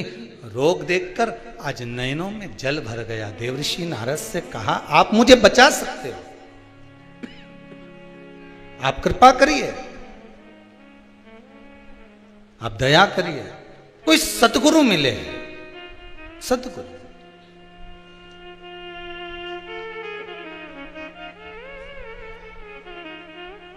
पर गुरु भी गुरु जैसा होना चाहिए हो। नहीं तो आज का जमाना में तो गुरु फिरे बाजार में, हमसे दीक्षा ले, नरक पड़ो चाहे स्वर्ग जाओ, पर लिफाफा हम ही को दे। नहीं तो आज का जमाना में तो गुरु भी इतना हो गया कि जानना मुश्किल है कि असली कौन है नकली कौन, कैसे पहचानो, कैसे जानो, कैसे पहचानो।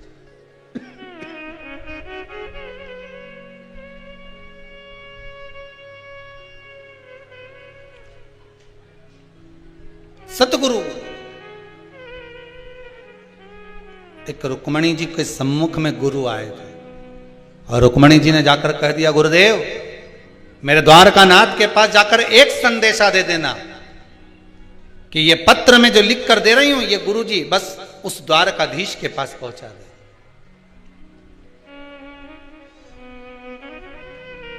बस ये पत्र पहुंचा दे। बाकी के सब तो वो द्वारका नाथ देख लेगा। मैं तो द्वार द्वार पर हारी, पर सब कोई मिलते भिखारी। हो एक दाता द्वारिका नाथ, मुझे तेरे पास बुला ले। तेरी नहीं, हे मेरे बाबा, तेरी माला जपूंगी दिन रात, मुझे तेरे पास बुला ले। गुरु मिले, सतगुरु मिले, ऐसा मिले कि आपके हृदय की डोर को जो परमात्मा से बांध दे, हृदय की डोर को परमात्मा से बांध दे।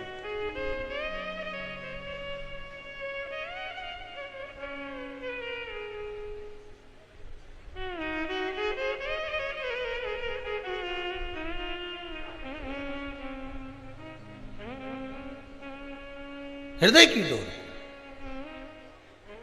जैसे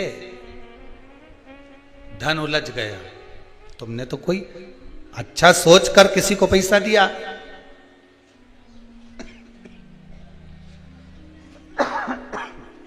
अच्छा सोचकर किसी को धन दिया,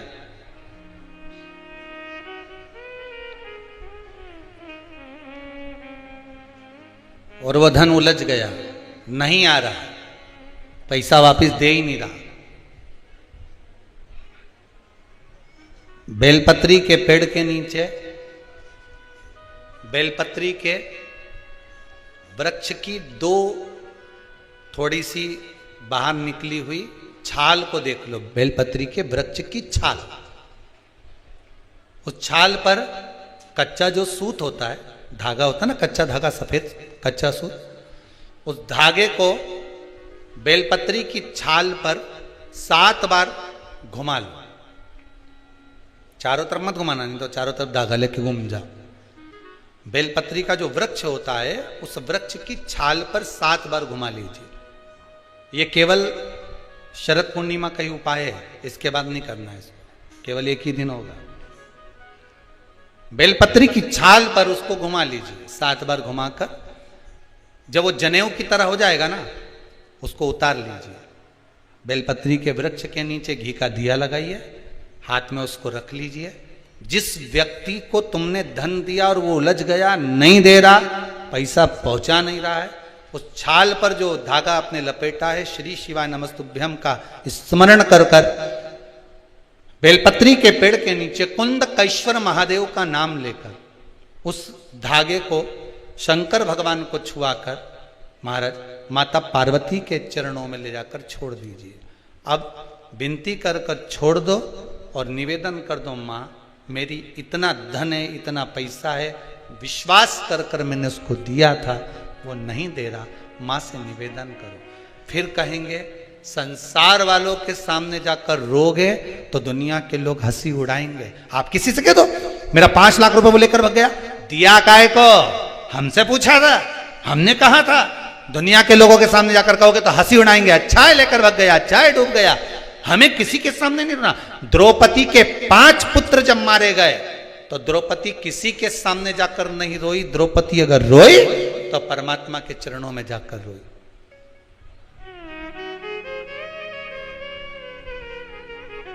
उत्तरा का गर्भ जला, ब्रह्मास्त्र छोड़ा गया, उत्तरा कहीं जाकर नहीं रोई, सीधे भगवान के चरणों में जाकर। भगवान ने पूछा हुआ क्या? उत्तरा कहती मेरा गर्भ जल रहा है, ब्रह्मास्त्र आ रहा है। अगर संसार वालों के कहने में पड़ी रहती तो उत्तरा का गर्भ भी नष्ट हो जाता, पर भगवान के चरणों में चली गई। भगवान ने अंगुष्ठाकृति धारण करी, गर्भ में जाकर परिक्रमा करी, उत्तरा के गर्भ में पहुंच गए। जो बालक प्रविष्ट हुआ परीक्षित हुआ, आते सी जन्म लेते सी जिसने परीक्षा करी वो परीक्षित हो गया। श्रीमद् भागवत में लिखा है। संसार वालों के आगे जाकर रोगे तो दुनिया के लोग हंसी उड़ाएंगे, पर परमात्मा के आगे जाकर कहोगे, परमात्मा हंसी नहीं उड़ाता, परमात्मा उस कार्य को सिद्ध करता। उसके सामने जाकर बोलो तो तुम बोलो ही नहीं, और परमात्मा के सम्मुख में और कहो कि मैंने तो सबके कह दिया, सबसे फोर्स लगा दिया, सबसे सोर्स लगवा दिया, ये करवा दिया। परमात्मा से जाकर निवेदन करो कि मेरा धन उलझा है, मेरा धन मैंने विश्वास रखकर करा था, दे दिया था, मां अब आपको देना है, भगवान शिव की कृपा से वो पहुंचा दीजिए, आएगा। एक पूर्णिमा पर करके देखने में क्या जा रहा है? शरद पूर्णिमा पर किसी भी समय पर कभी भी करो, पर करो। उलझा हुआ धन मां सुलझा दे, वापिस लाई।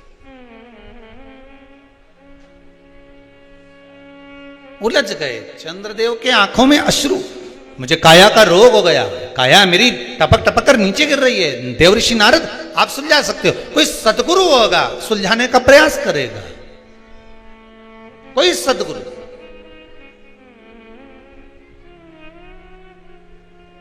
300 ऋषि राजा परीक्षित को मिले थे रास्ते में जाते जाते। कोई कह रहा था हम यज्ञ करा देंगे, कोई कहता हम ये करवा देंगे, कोई कहता हम ये करवा देंगे।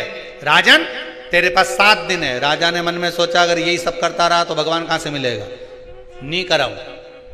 बड़ के पेड़ के नीचे, वट वृक्ष के नीचे जाकर राजा बैठ गया सुखदेव जी महाराज के चरणों में। सुखदेव जी ने कथा कहना प्रारंभ कर दी, राजा ने सुनना प्रारंभ कर दी। 7 दिन पूर्ण हुए और राजा को भगवान का दर्शन हो गया। बस यही सुख है। भटकोगे तो भटकाने वाला ढेर मिलेगा, हम भटकना नहीं।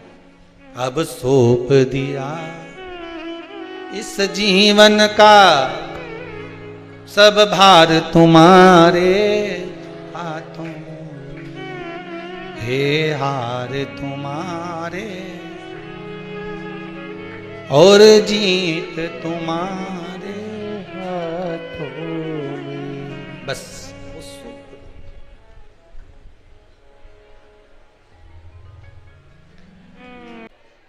चंद्रदेव का अहंकार देवऋषि नारद द्वारा शिव की उपासना कराना, विनय करवाना कि शंकर का अनुमोदन करोगे, शिव का स्मरण करोगे तो सुख तो मिलना ही।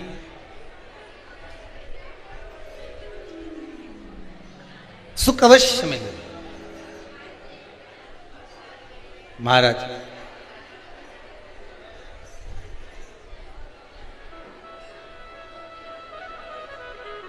संसार में आए हो, मृत्युलोक में अगर जन्म लिया है तो सुख और दुख ये चलना है। काहे के लिए जन्म लिया था? माता के गर्भ से जब हम पैदा हुए थे महाराज,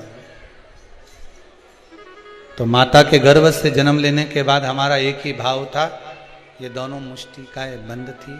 प्रयास किया गया, निवेदन किया गया, हे भगवान हमें माता के गर्भ से बाहर निकाल दे, हम भजन करेंगे।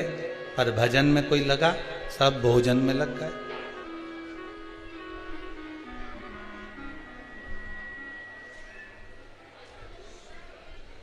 चाबी ढूंढने निकले थे, अलमारी के पीछे चाबी ढूंढ रहे थे, मालूम पड़े छिपकली मिल गई। ढूंढ क्या रहे थे? चाबी। पकड़ाई में क्या आ गई? दुनिया में कोई व्यक्ति ऐसा है जो छिपकली ढूंढेगा कि छिपकली पकड़ेगा? अरे बोलो तो सही। वो क्या ढूंढ रहा था? चाबी। मिल गई छिपकली। यही जीवन है। ढूंढने आए थे भगवान का नाम, ढूंढने आए थे भगवान का भजन, ढूंढने निकले थे कि इस आत्मा की शांति हो, आनंद की अनुभूति हो। आनंद ढूंढने के लिए निकले थे, मिला?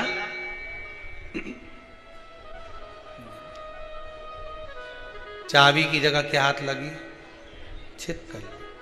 आनंद की जगह क्या हाथ लगा? दुख।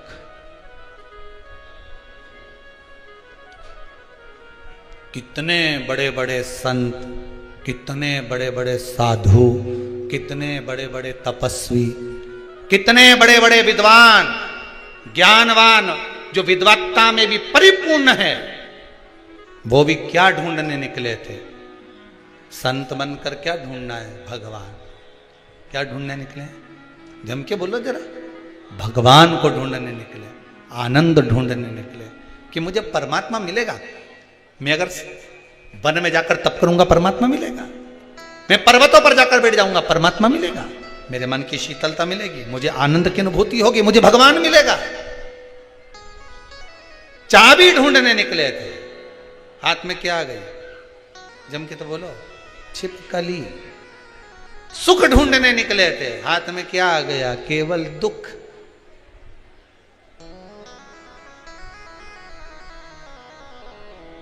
आनंद नहीं मिला, परमात्मा नहीं मिला। तो किसी ने पूछा कि हम भगवान को ढूंढने निकले थे, फिर भगवान हमें क्यों नहीं मिल रहा, क्यों प्राप्त नहीं हो रहा, किस लिए प्राप्त नहीं हो रहा भगवान? तो कहा भगवान तो मिल जाता, पर तुमने ढूंढा तो भगवान को, पर तुम ढूंढने तो निकले थे, पर वो छिपकली इसलिए हाथ में लग गई क्योंकि तुम परमात्मा से दूर हो गए।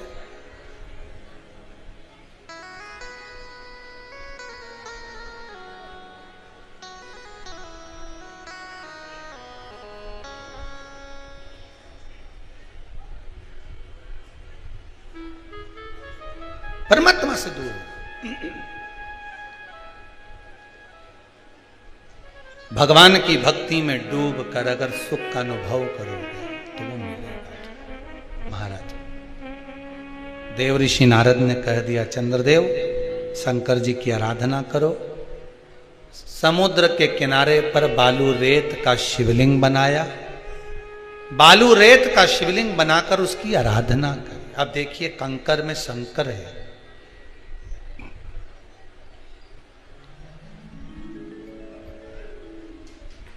कई माताएं कहती हैं, गुरुदेव हमारे यहाँ पर शंकर भगवान का शिवलिंग नहीं है, तो क्या हम बाजार से ले आए?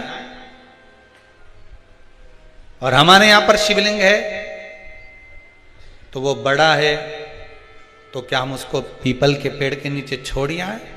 नहीं, शिवलिंग है तो पूजन करो, नहीं है तो भगवान का जब स्नान कराओ, ठाकुर जी का कराओ, देवी जी का कराओ, जो तुम्हारे घर में भगवान है उनका जब पूजन कराओ, तो पूजन कराने के बाद में जब उनका स्नान कराओ, स्नान कराते समय थोड़ा सा भाव यही प्रकट कर लेना कि हम शंकर विश्वनाथ को, महाकाल राजा को, सोमनाथ को, मल्लिकार्जुन को, भीमाशंकर को, त्र्यंबकनाथ को हम जल चढ़ा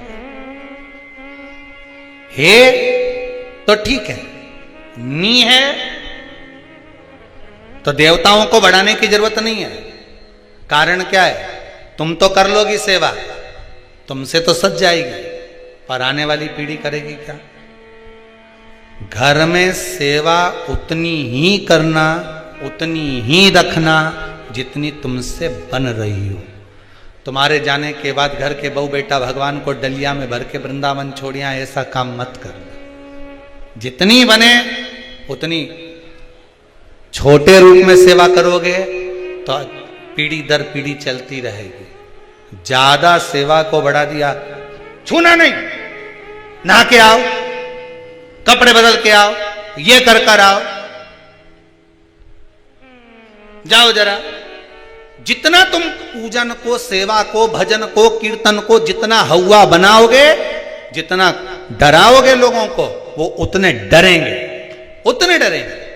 सेवा को, भजन को, पूजन को कभी डराने का केंद्र मत बनाओ। ये तो भगवान की मस्ती का आनंद सुख है। लोटा भर के पानी भी अगर चढ़ा रहे हो, शंकर जी के मंदिर में जाकर जल चढ़ा रहे हो, थोड़ी गलती हो गई भगवान से कह देना, तुम्ही ने सिखाया है, हो गई तो हो गई, आप ही ने तो सिखाया, नहीं जानते थे। अब धीरे धीरे धीरे धीरे लोगों को शिव महापुराण सुनते सुनते मालूम पड़ रहा है कि शंकर की कैसे पूजन करना चाहिए, बेलपत्री कैसे चढ़ाना चाहिए, जल कैसे चढ़ाना चाहिए, धतूरा कैसे चढ़ाना चाहिए, चंदन कैसे चढ़ाना चाहिए, काली तिल कैसे चढ़ाना चाहिए। ये लोगों को ध्यान में अब आ रहा है धीरे धीरे। पहले नहीं मालूम था तो हो गई, गलती हो गई तो स्वीकार, हमने गलती कर दी। शिव पुराण कह रही है, भगवान शंकर की कथा कर रही है। चंद्रदेव ने भगवान शंकर की आराधना करी, बालू रेत का शिवलिंग का निर्माण करा है महाराज जी। शिव महापुराण की कथा में आता है, देवराज नाम का ब्राह्मण जो गलत कर्म करता था, चोरी करता था, शरीर में ताप पड़ने के बाद में जब वो शंकर के मंदिर में जाकर कथा सुना और थोड़ी सी कथा सुनकर बाहर निकला, तो उसको केवल कथा का एक तत्व उसके जीवन में उतर गया था, अंश मात्र उसके जीवन में उतर गया था, उसको परमात्मा मिल गया था, अंश मात्र। बिंदुक की धर्मपत्नी चंचुला देवी बार बार कथा में आया, पार्वती जी ने उससे शिव महापुराण की कथा करवाई। क्या करती थी वो चंचुला? काशी में जाकर उसने करा क्या था? पति के जाने के बाद बिंदुक जो पानी में डूबकर मर गया, प्रेत योनि में चला गया, पहले भी कथा में कहा, पानी में डूबकर मरा हुआ व्यक्ति, सर्प के डसे से मरा हुआ व्यक्ति और स्त्री के हाथ से या स्त्री के चक्कर में मरा हुआ व्यक्ति ना तो देव योनि में जाता है, ना तो बैकुंठ जाता है, ना नरक जाता है।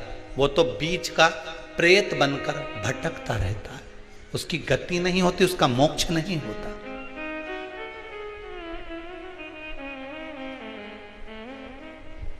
चंचुला देवी को लगा था मेरे पति को मोक्ष, तो उसने करा क्या था ऐसा कि वो काशी पहुंच गई, काशी गई, ऐसा क्या करा था उसने? चंचुला देवी तो दिन रात फैशन में लगी रहती थी। कभी पति ने अगर धन लाकर दिया तो ज्यादा से ज्यादा पैसा वो खाने पीने में उजाड़ देती थी। कभी नहीं उसने दान करा, कभी नहीं धर्म करा, कभी पुण्य नहीं करा, कभी सत्कर्म नहीं करा, कभी कहीं सत्संग में नहीं गई, कथा में नहीं गई, कभी भजन में नहीं पहुंची।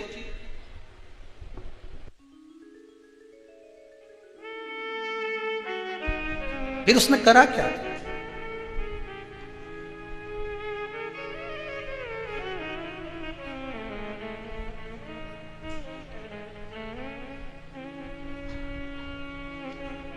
बचपन में किया गया कर्म व्यक्ति को कब प्राप्त होता है, ये चंचुला देवी की कथा कर रही। चंचुला देवी की कथा कर रही।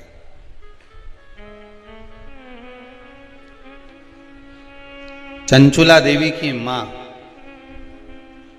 भोजन का जब निर्माण करती थी,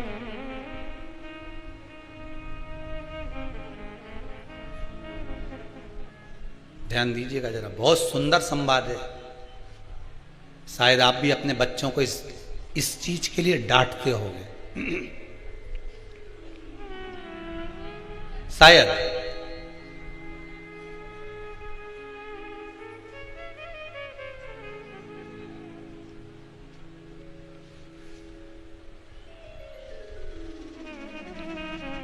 बचपन का किया हुआ पुण्य चंचुला देवी के कहां काम आया वो देखिए। पुण्य नहीं करा था चंचुला देवी ने, वहां तो खेल करा था।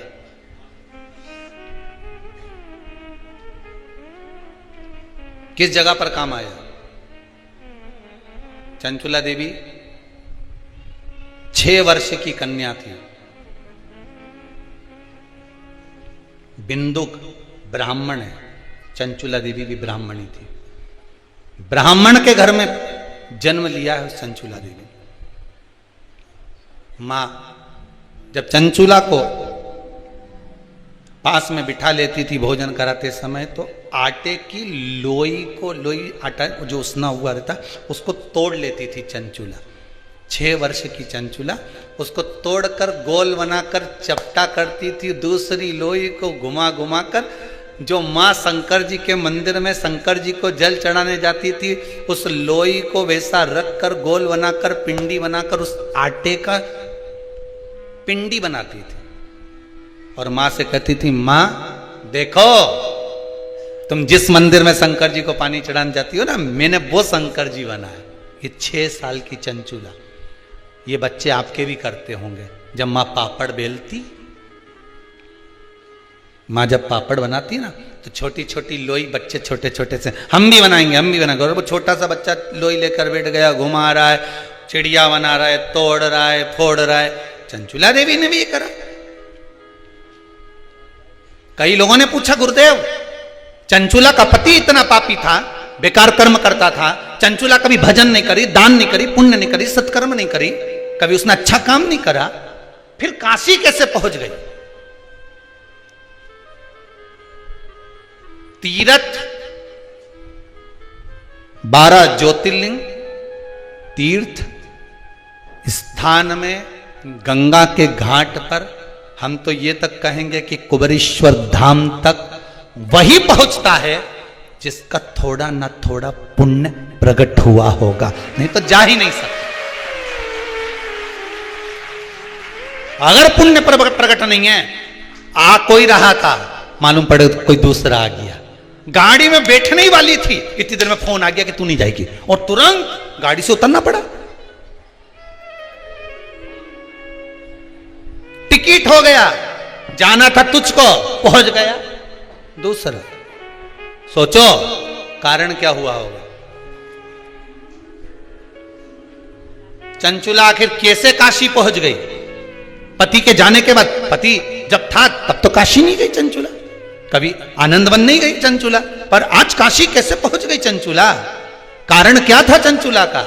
ये आज का कारण नहीं है। चंचुला जब 6 साल की थी, आटे की लोइयों को शंकर की आकृति बना देती थी। भले उसने भजन नहीं करा, भले उसने पुण्य नहीं करा, नाम नहीं जपा, पर आकृति तो बनाई है, निर्मित तो करा है।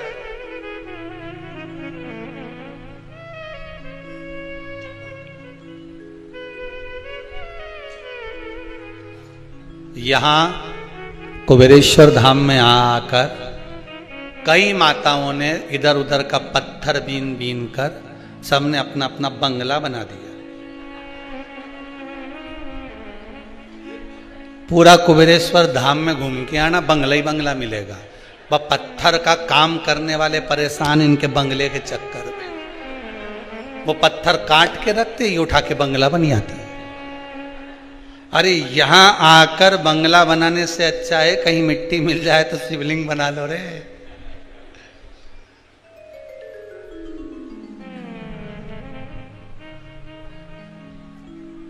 कुछ नहीं तो इतनी सी मिट्टी को गोल कर कर रख कर ही शंकर का स्वरूप बना लिया, तो ये यहां कथा कह रही है कि वो काम आ जाएगा। कोठी बंगलो वालो सुन लो, एक दिन ऐसा धन दौलत और माल खजाना सभी पड़ा। अब चंचुला देवी का पति प्राण छोड़कर चले गया। कितना धन, कितना वैभव, कितनी सत्ता थी बिंदुक के पास में, चोरी का ढेर धन पड़ा हुआ था। भोग कर सका नहीं, सुख भोग सका नहीं, मिला कुछ नहीं। साथ देती नहीं ये किसी का, क्या भरोसा है इस, क्या भरोसा। इसीलिए बारंबार कहते हैं भजन करो, स्मरण करो, मंत्र जाप करो, नाम जाप करो, भगवान की भक्ति में डूबे रहो। कुछ नहीं जपना, श्री शिवाय नमस्तुभ्यम ही बोल लिया बहुत है। राम बोल लो, कृष्ण बोल लो, कुछ तो जपो, कुछ तो जपो। भरोसा नहीं जीवन का।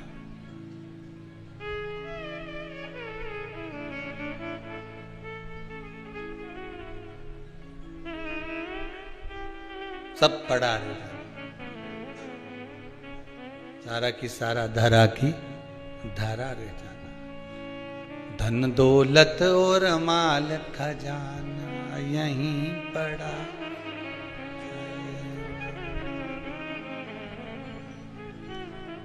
सब पड़ा। महाराज बचपन का 6 वर्ष की आयु में बनाया गया आटे का मात्र शिवलिंग उस चंचुला को काशी तक ले गया। शिव महापुराण की कथा सुनवा दी, गंगा का स्नान करा दिया, प्राण छूटे और शंकर जी के धाम पहुंचा दिया उस चंचुला को। विचार करिए कितना कर्म उसने। पति चोरी करता, निंदा करता, बुराई करता, सारा काम बेकार करता, और उसके साथ में रहने वाली नारी इतना सत्कर्म कर दे, इतने अच्छे धाम में पहुंच जाए, तो ये सोचने वाली बात है। शंकर की कथा में मन लगाना बड़ा कठिन है साहब। भजन में लगाओ तो भोजन में चले जाता है,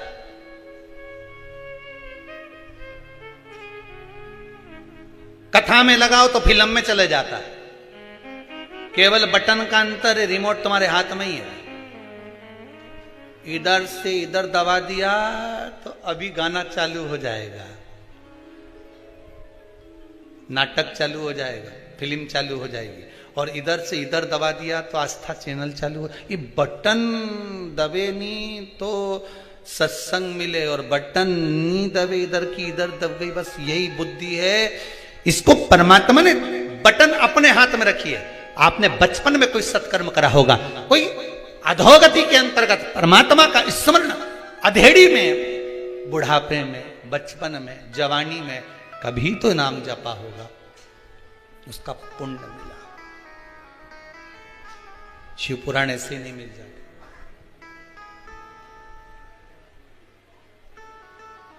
कहां पहले लोग भाग गांव की कथा हो रही है। पहले लोगों ने शंकर जी के शिवलिंग को ले जाकर पीपल के पेड़ के नीचे धर दिया। कोई ने कह दिया शंकर जी के मत पूछो, सब उठा उठा के धरिया है। अब सब पीपल के पेड़ के नीचे से वापिस शंकर जी घर लिया है।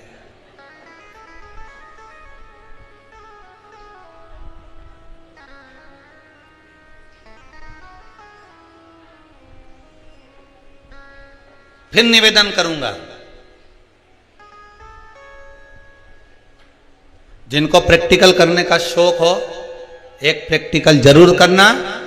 एक बार दिल लगाकर शंकर की शिव महापुराण को दिल से सुन लेना, और जिस कामना के लिए सुनोगे बाबा वो कामना आपकी पूर्ण 3 महीने में कर देगा। पर दिल से सुनना, मन इधर उधर नहीं जाना चाहिए। अगर टीवी पर सुन रहे हो तो दिल से सुन लो। ये छत्तीसगढ़ वाले आए हैं या अवस्थी जी के यहां से आए हैं, इन्होंने कथा कोई यहां कर तो सुनी नहीं, यहां तो वो पहुंचे ही नहीं कभी। वो तो दिल से कथा टीवी पर श्रवण कर ली। एक बार मन बाबा में लग गया, ऐसा लगा कि बाबा ने डोर पकड़ ली और बुला लिया। बस दिल से सुनना, देने वाला वो बैठा है।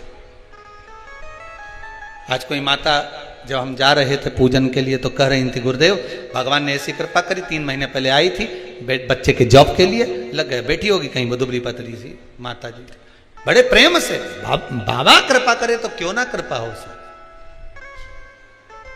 आपका विश्वास है तो परमात्मा है, सुनो तो दिल से।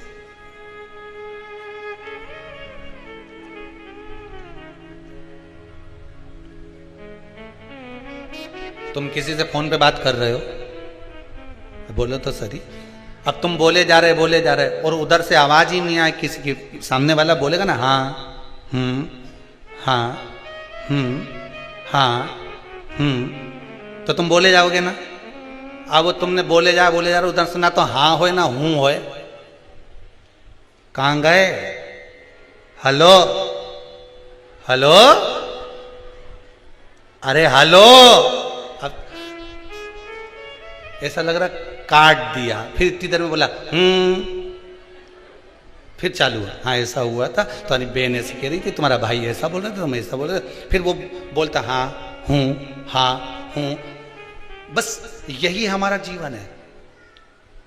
कथा में मन उसी का लगता है जो शंकर भगवान बैठा है और तुम फोन करके 3 घंटा लगाकर बैठे हो। शिव पुराण मतलब 3 घंटा तुम भगवान से बात कर रहे हो। अब उधर से हूँ हाँ हूँ हो रही है तो मन लगा है, हूँ हाँ हूँ होना बंद हो जाए तो समझ लो फोन कट गया। अब तुम कहते जाओ हेलो, अब मन लगाओ कथा में जाएगा। जब तक वो हूँ हाँ कर रहा है, जब तक वो बैठकर डोर पकड़ा हुआ है, तब तक कथा में मन लगा हुआ है। फोन कटा, फिर तुम बोलते रहो हेलो हेलो हेलो, तो कोई हिले ना हूं ना। फिर वही पुरानी कथा याद कर लो, पीछे वाली। तुम निकल के जा रहे थे, कोई ने आवाज लगाया हे भेरू, तुमने नहीं सुना, भेरू नहीं सुना, तुम जम के चिल्लाए हे भेरू। उसने पलट के देखा कि नहीं देखा? तुम नाम किसी का भी लेकर देखना, वो पलट कर देखेगा। उसी तरह तुम परमात्मा को पुकारते रहो, शंकर को बुलाते रहो, शिव महापुराण सुनते रहो, एक बार तो पलट कर देखेगा ही, ये पक्का देखेगा। हारिए ना हिम्मत बिसारिए ना आराम। कौन कहता है कि काम नहीं होगा? कर्म कर। भगवान गीता जी में कह रहे हैं, ये इनके चक्कर में मत पड़ कि नरियल लेके पहुंच गया, घूम गया, कृपा कर दो कहीं से हंडा निकाल दो। ये हंडा निकालने वाले खुद ही निकल गए, पर हंडा नहीं निकला। खोद रहे थे जमीन, गिर गई दीवार। पूछा महाराज कहां गए? तो के अंदर ही दब गए, निपट गए। ये हंडा वंडा के चक्कर में मत रहना।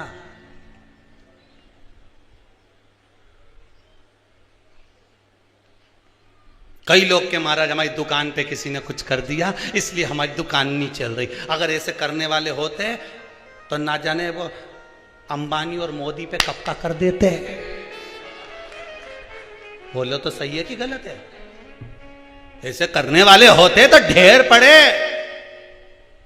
किसी के चक्कर में मत पड़ो, एक ही का चक्कर भारी है, वो है त्रिपुंडधारी त्रिशूलधारी त्रिपुरारी, मेरा कालों का काल महाकाल सब पर भारी है, एक ही भारी, किसी के चक्कर में नहीं। अब के हमारी दुकान नहीं चल रही, पहले अच्छी चलती थी, बाजू वाले ने कुछ कर दिया।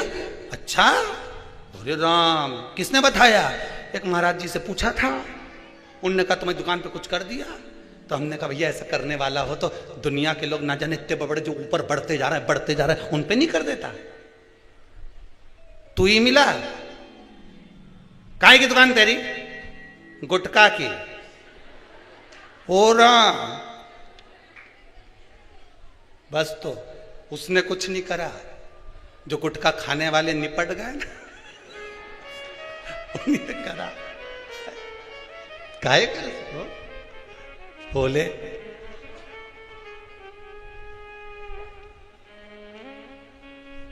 शिव कह रहे, शंकर की कथा कह रही है, इस मन को परमात्मा में लगा लो।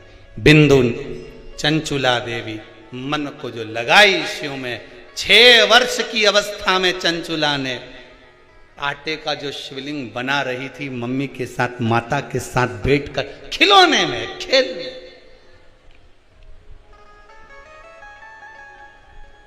पुराने जमाने के बच्चे खेलते भी थे तो भगवान से खेलते थे। बोलो सही है कि गलत है? कहीं गणेश जी की मूर्ति उठा लाए पुरानी, कहीं लक्ष्मी जी को उठा लाए, कहीं इतना सा खेल खिलौना पहले दिवाली पे मिलती थी वो चक्की और खिलौना और ये और वो, उससे खेलते थे। आज का जमाना में तो दिन भर मोबाइल लेके खेलता रहे, गाड़ी इधर से उधर।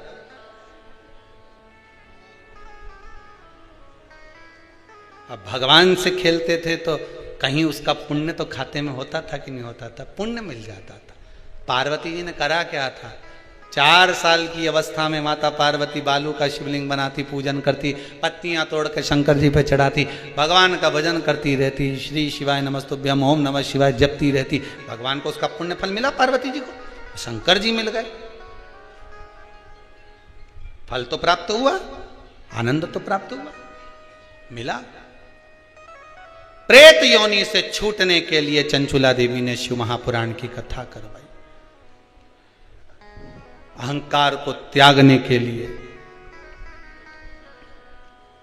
अभिमान को तोड़ने के लिए देव ऋषि नारद ने चंद्रदेव से शंकर की आराधना करवाई। श्रवण करो, अहंकार को जब त्यागने का समय हो, एक बात बहुत ध्यान दीजिएगा, भीतर अगर अभिमान है शिव नहीं मिलेगा।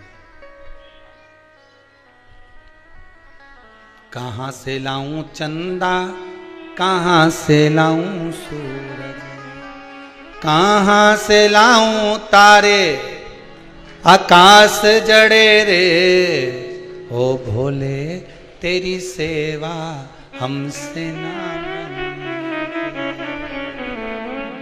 कहां से लाऊं लड्डू, कहां से लाऊं पेड़ा, कहां से लाऊं बर्फी, वो शक्कर चढ़ी रे, ओ भोले तेरी सेवा हमसे ना बनी रे।